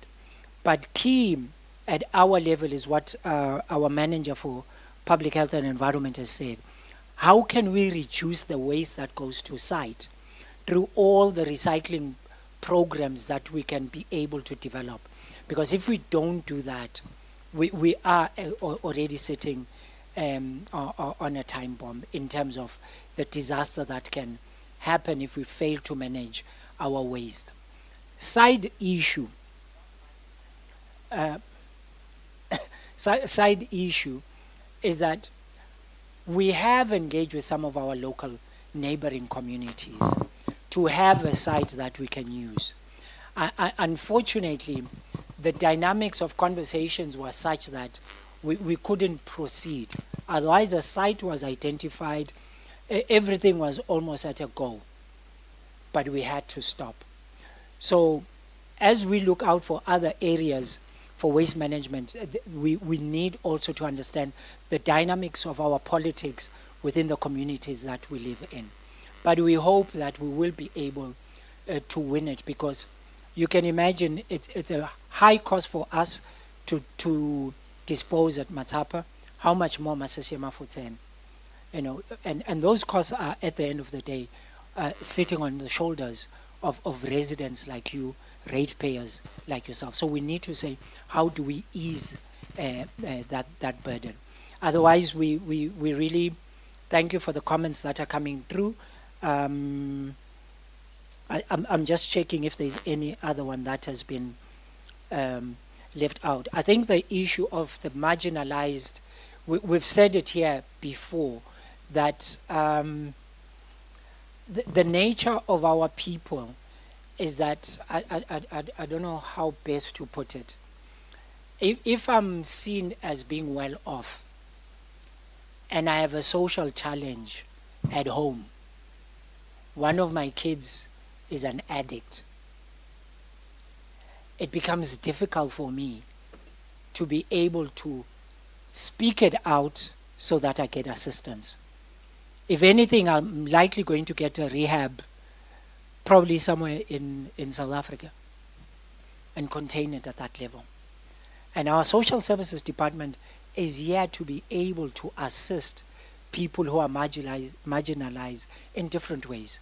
But what I'm really saying is that as a community within Ezulwini, we are not coming up to say we need help. And yet, part of what you pay as a ratepayer is a service that the municipality has.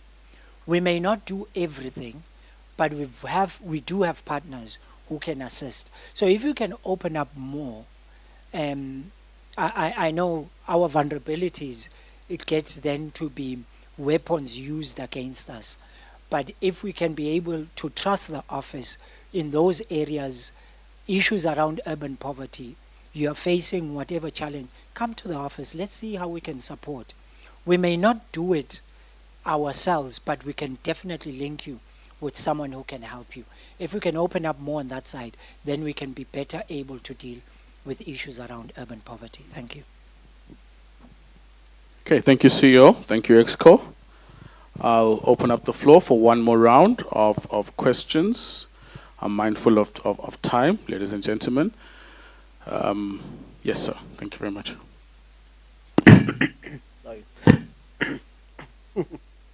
Sorry, good morning. Mine is a recommendation because we've spoken about the fact that Ezulwini is for the corporate, the tourism, and I forgot the third point. But I just wanted to recommend that Ezulwini also include the creative arts. I think lately there's been a debate, especially online, concerning content creation and Google and Swaziland, you know, getting on the platforms, people being able to make money, especially young people. And I think one of the things I see potentially as a good draw point for Ezulwini that would mix in very well with the whole tourism and corporate thing is a theater. So it's just to put a recommendation to maybe in future plans in kind of date the idea of having a theater. I think it would be a great ground for nurturing skill, talent, because we have a lot of raw talent in the country. But skill also goes a long way in terms of training, so that the entertainers that we put forth can be of a particular caliber. And I think it would also open opportunities for funding for that skilling, for young people to get off the streets, to decrease the number of, what do they call them this side? Is it Mapara? Yes, that's the latest term. Used to be Benjamin Boys and whatnot.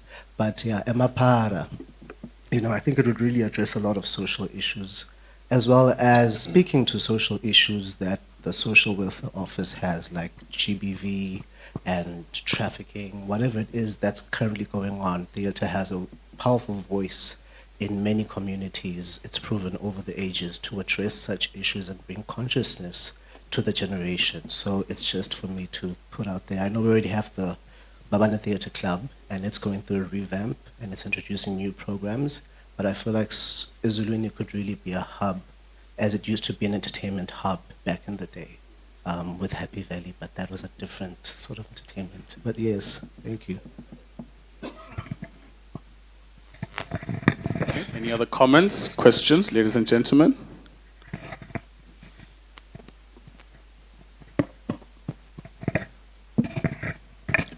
Thank you. Good morning. Mine is, I would like to go back to the issue of climate change. I'm glad that the plan envisages tackling this challenge. Ezulwini is very much committed to being a tourist destination. And that is highly commendable. But I think it will require a very fine balance between it being an environmental destination of note and also allowing space for the corporate sector to thrive. So my question is, does this plan sufficiently envisage a two-pronged approach to having Ezulwini being environmentally sound? And what I mean is that, what does the plan intend to do with regards to coming up perhaps with some regulations for already existing, construction infrastructure, that there is compliance to environmental sound practices, at the same time being proactive in the sense of mitigating those impacts, those negative impacts on already existing types of infrastructure within the town. Because I think it's very important to just not flash the issue of climate change, without having a commitment, a firm commitment on how the environmental soundness of all our types of infrastructure is facilitated, is regulated. Because otherwise, when it comes to the tourist industry, the tourist industry, in order to be successful, people are looking for the aesthetic. And if you come into a town and you see more concrete than greenery, then people begin to ask all kinds of questions as to how you are going about it. So I'm just asking, mine is just to ask if the plan that we are looking at has sufficiently looked at both sides of the coin in terms of environmental soundness. Thank you. Okay, I'd like to hand over to management, both a question and a recommendation.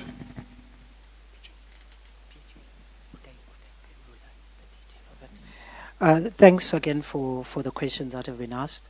I think our PHM will talk to what we are doing around climate change. But at a local government level, what the Minister of Housing, together with the Minister of Tourism and Environment, they are helping us with, there's what we call a Green Cities project, which is looking at how collectively, as towns, we work around issues on climate change. So there are a number of projects that will eventually come out of that particular project to ensure that all towns, not just Ezulwini, are well geared up to deal with climate change. But we do have specifics. I think the consultant earlier had made mention of our master plan around stormwater. That's something that we will be starting to work on now. There's a plan around that, which will also look at specific designs on how we manage stormwater. So there's definitely an eye on those things, but there can be more detail from the side. Creative arts, it's a definite yes for us. to be supportive of that. We just had a short conversation with Pete to say, how do we see ourselves as Ezulwini with the advent of the opening up of the ICC? You know, as people, you make choices. You can choose to look at that as a forthcoming white elephant, but you can also choose to look at it and say, what opportunities can we start creating? And for me, sitting in the office where I sit, one of the things that I definitely know that I want to push is that let the ICC also be available for whoever is doing creative arts within the municipality. Let there be that open or revolving door around that, because once we as Bantu baseZulwini, we use that, then we will then begin to see the benefit. Others will follow suit. But if we see it as a white elephant, we are not going to touch it. And yet it is sitting where? Right at our doorstep. So the engagements with the owners, whoever runs with it, we've got to be deliberate on how we get to use it. Our tourism strategy then should also begin to talk around what are the creative arts which are existing or that can be built up, and then begin to impact the municipality, and then take advantage of whatever structures that are available. In one of our thoughts on the handicraft market in terms of its redesign, we wanted to create an amphitheater similar to the one which you have at the V&A, where artists can come in and display maybe for free, but eventually people will understand that these people have a life to live and will start paying. So certain things you motivate by doing those kind of things. So our mind is really clear to say within the municipality, we may not have specialists, but let's create the platforms so that those who are in the creative arts are able to make a living, because we are all academic and non-academic. We all have to live, and we use our talents on the basis of what we have. Thanks.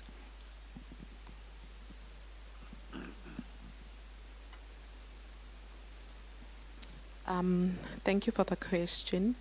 First of all, to impact any negative impact of climate change, these are the several programs that we are implementing as an office. First of all, I'd like to start with the legal framework or policies that we rely on to combat the effects of climate change. For all construction of projects, even before they start any type of construction, we work in collaboration with Eswatini Environment Authority to firstly, one, categorize your project. What category is it? So this helps us to know the level of impact that it has or is coming with before the project can be developed. And then that allows us to advise whether if you're in 1, 2, 3 categories, you know which report you're supposed to draw up in terms of mitigation plan now. So the office then through the Department of Public Health and Environment will then now follow through in terms of inspections on whether your mitigation strategies are as per what you had developed in the plan. So this is the first step. This is also happening for residential development, properties and improvement that we have since made to make sure that whatever impact, whether you're cutting indigenous trees, clearing them down for you to develop that construction building, we make sure that you mitigate on how we are going to correct that going forward. And for all the phases of the project, construction, operation, and closeout. So those are the legal frameworks. We have bylaws that we have developed as a town, and they've currently been submitted to the Attorney General's office for drafting, legal drafting. There are 3 in particular that I want to quote in the set of 12. There's an environmental bylaw which talks to resources that are in the town.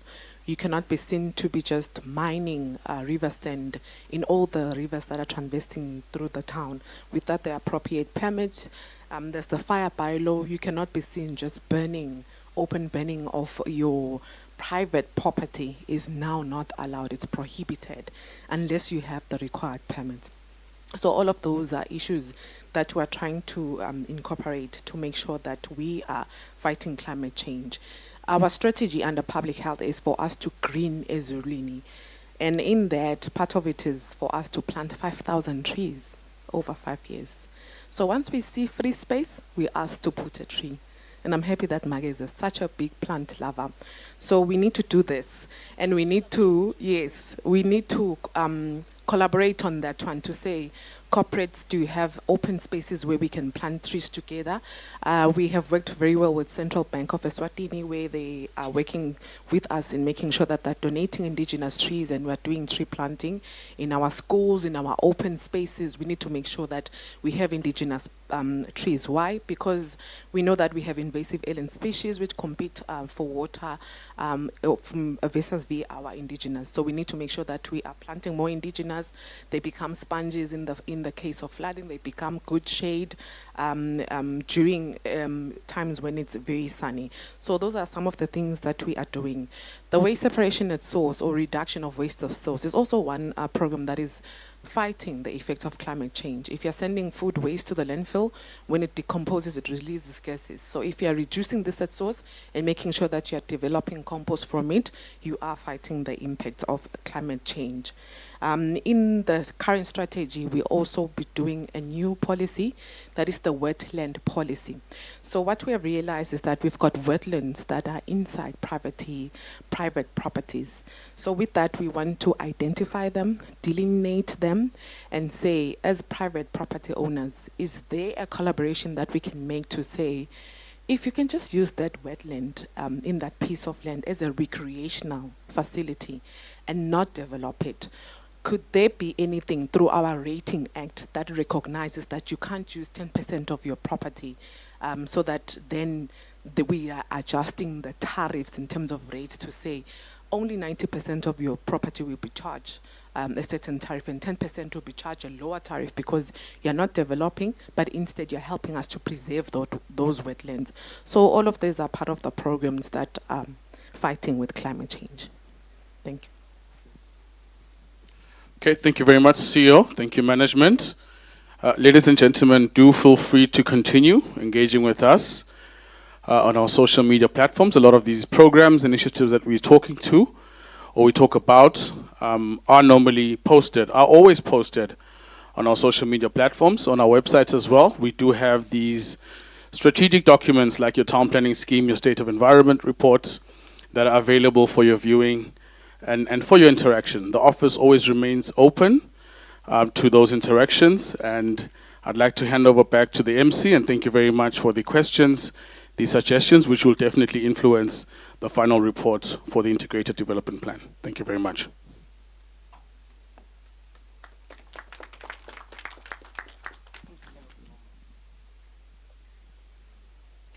Thank you, Mr. Bennett. I'd like to take this moment to thank you all for the comments and the questions that we've received for our IDP.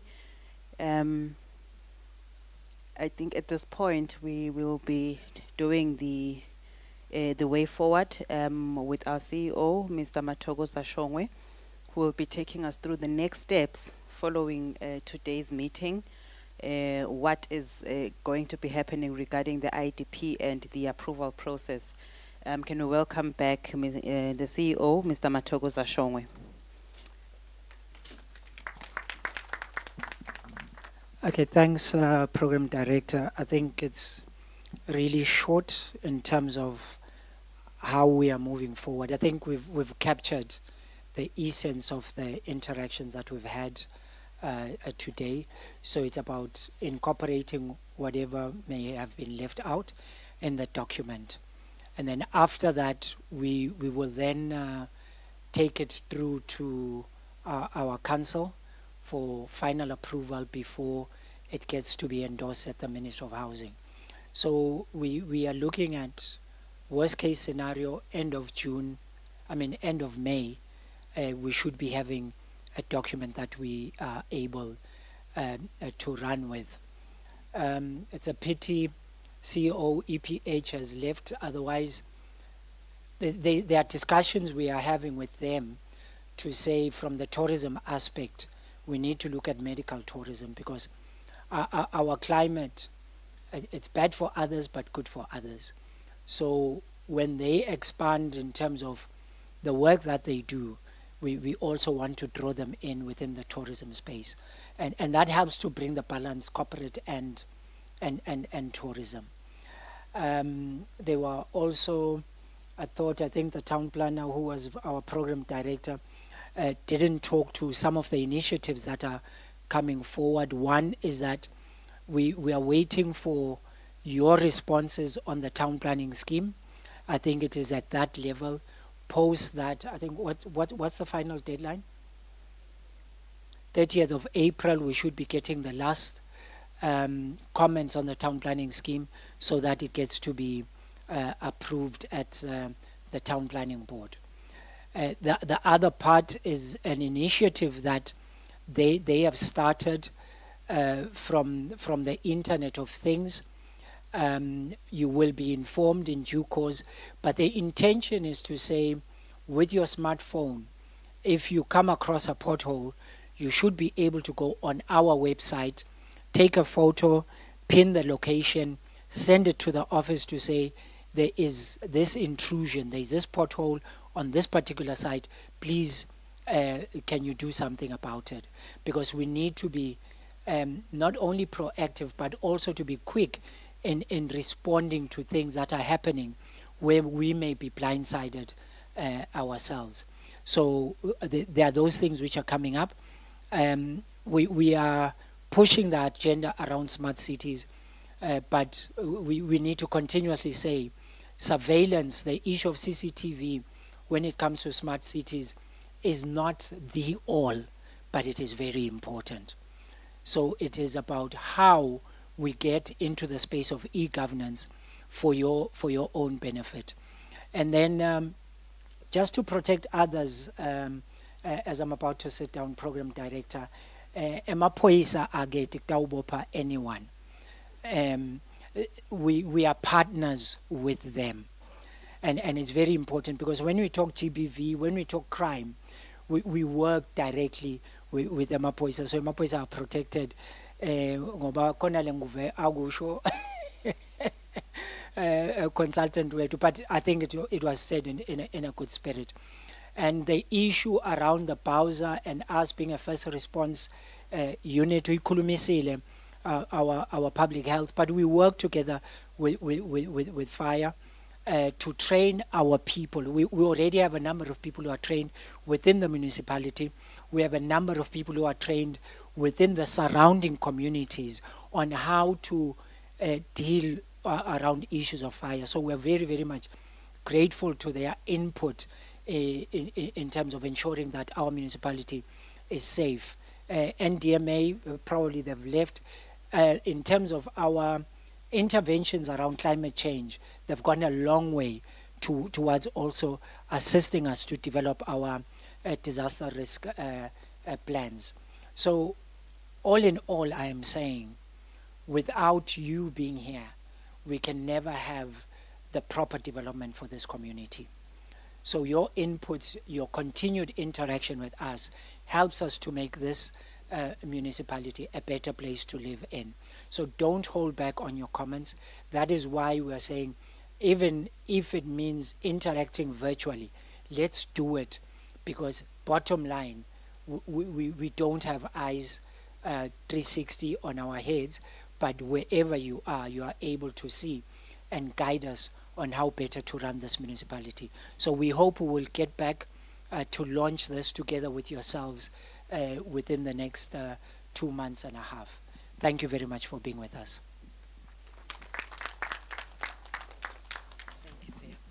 I believe those were also the closing remarks from the CEO. Our second last item. CEO so ikhulumisile even in the town planning scheme, which I had wanted to discuss as part of our of my closing remarks. That we are definitely doing a new town planning scheme. It has been approved by the town planning board. However, pending a public review process. So we have advertised for a public review process to invite any additional comments, to also invite, I will make an example of, I am an owner of a property in Ezulwini. I would like to develop something else besides residential, for example. This is the chance for our property owners to then input and say, listen, I have a bigger dream and I would like to see it inputted in the new scheme.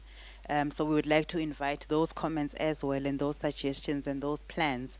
And we have until the end of April to submit those. Following the submission of these comments to the Town Planning Board at the Ministry of Housing, the board considers them.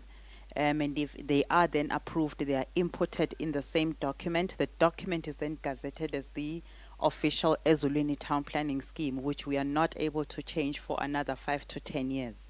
So this is the time for us to then include those extra comments as well. In closing, I would like to request Councillor Matonsi to close for us in a word of prayer.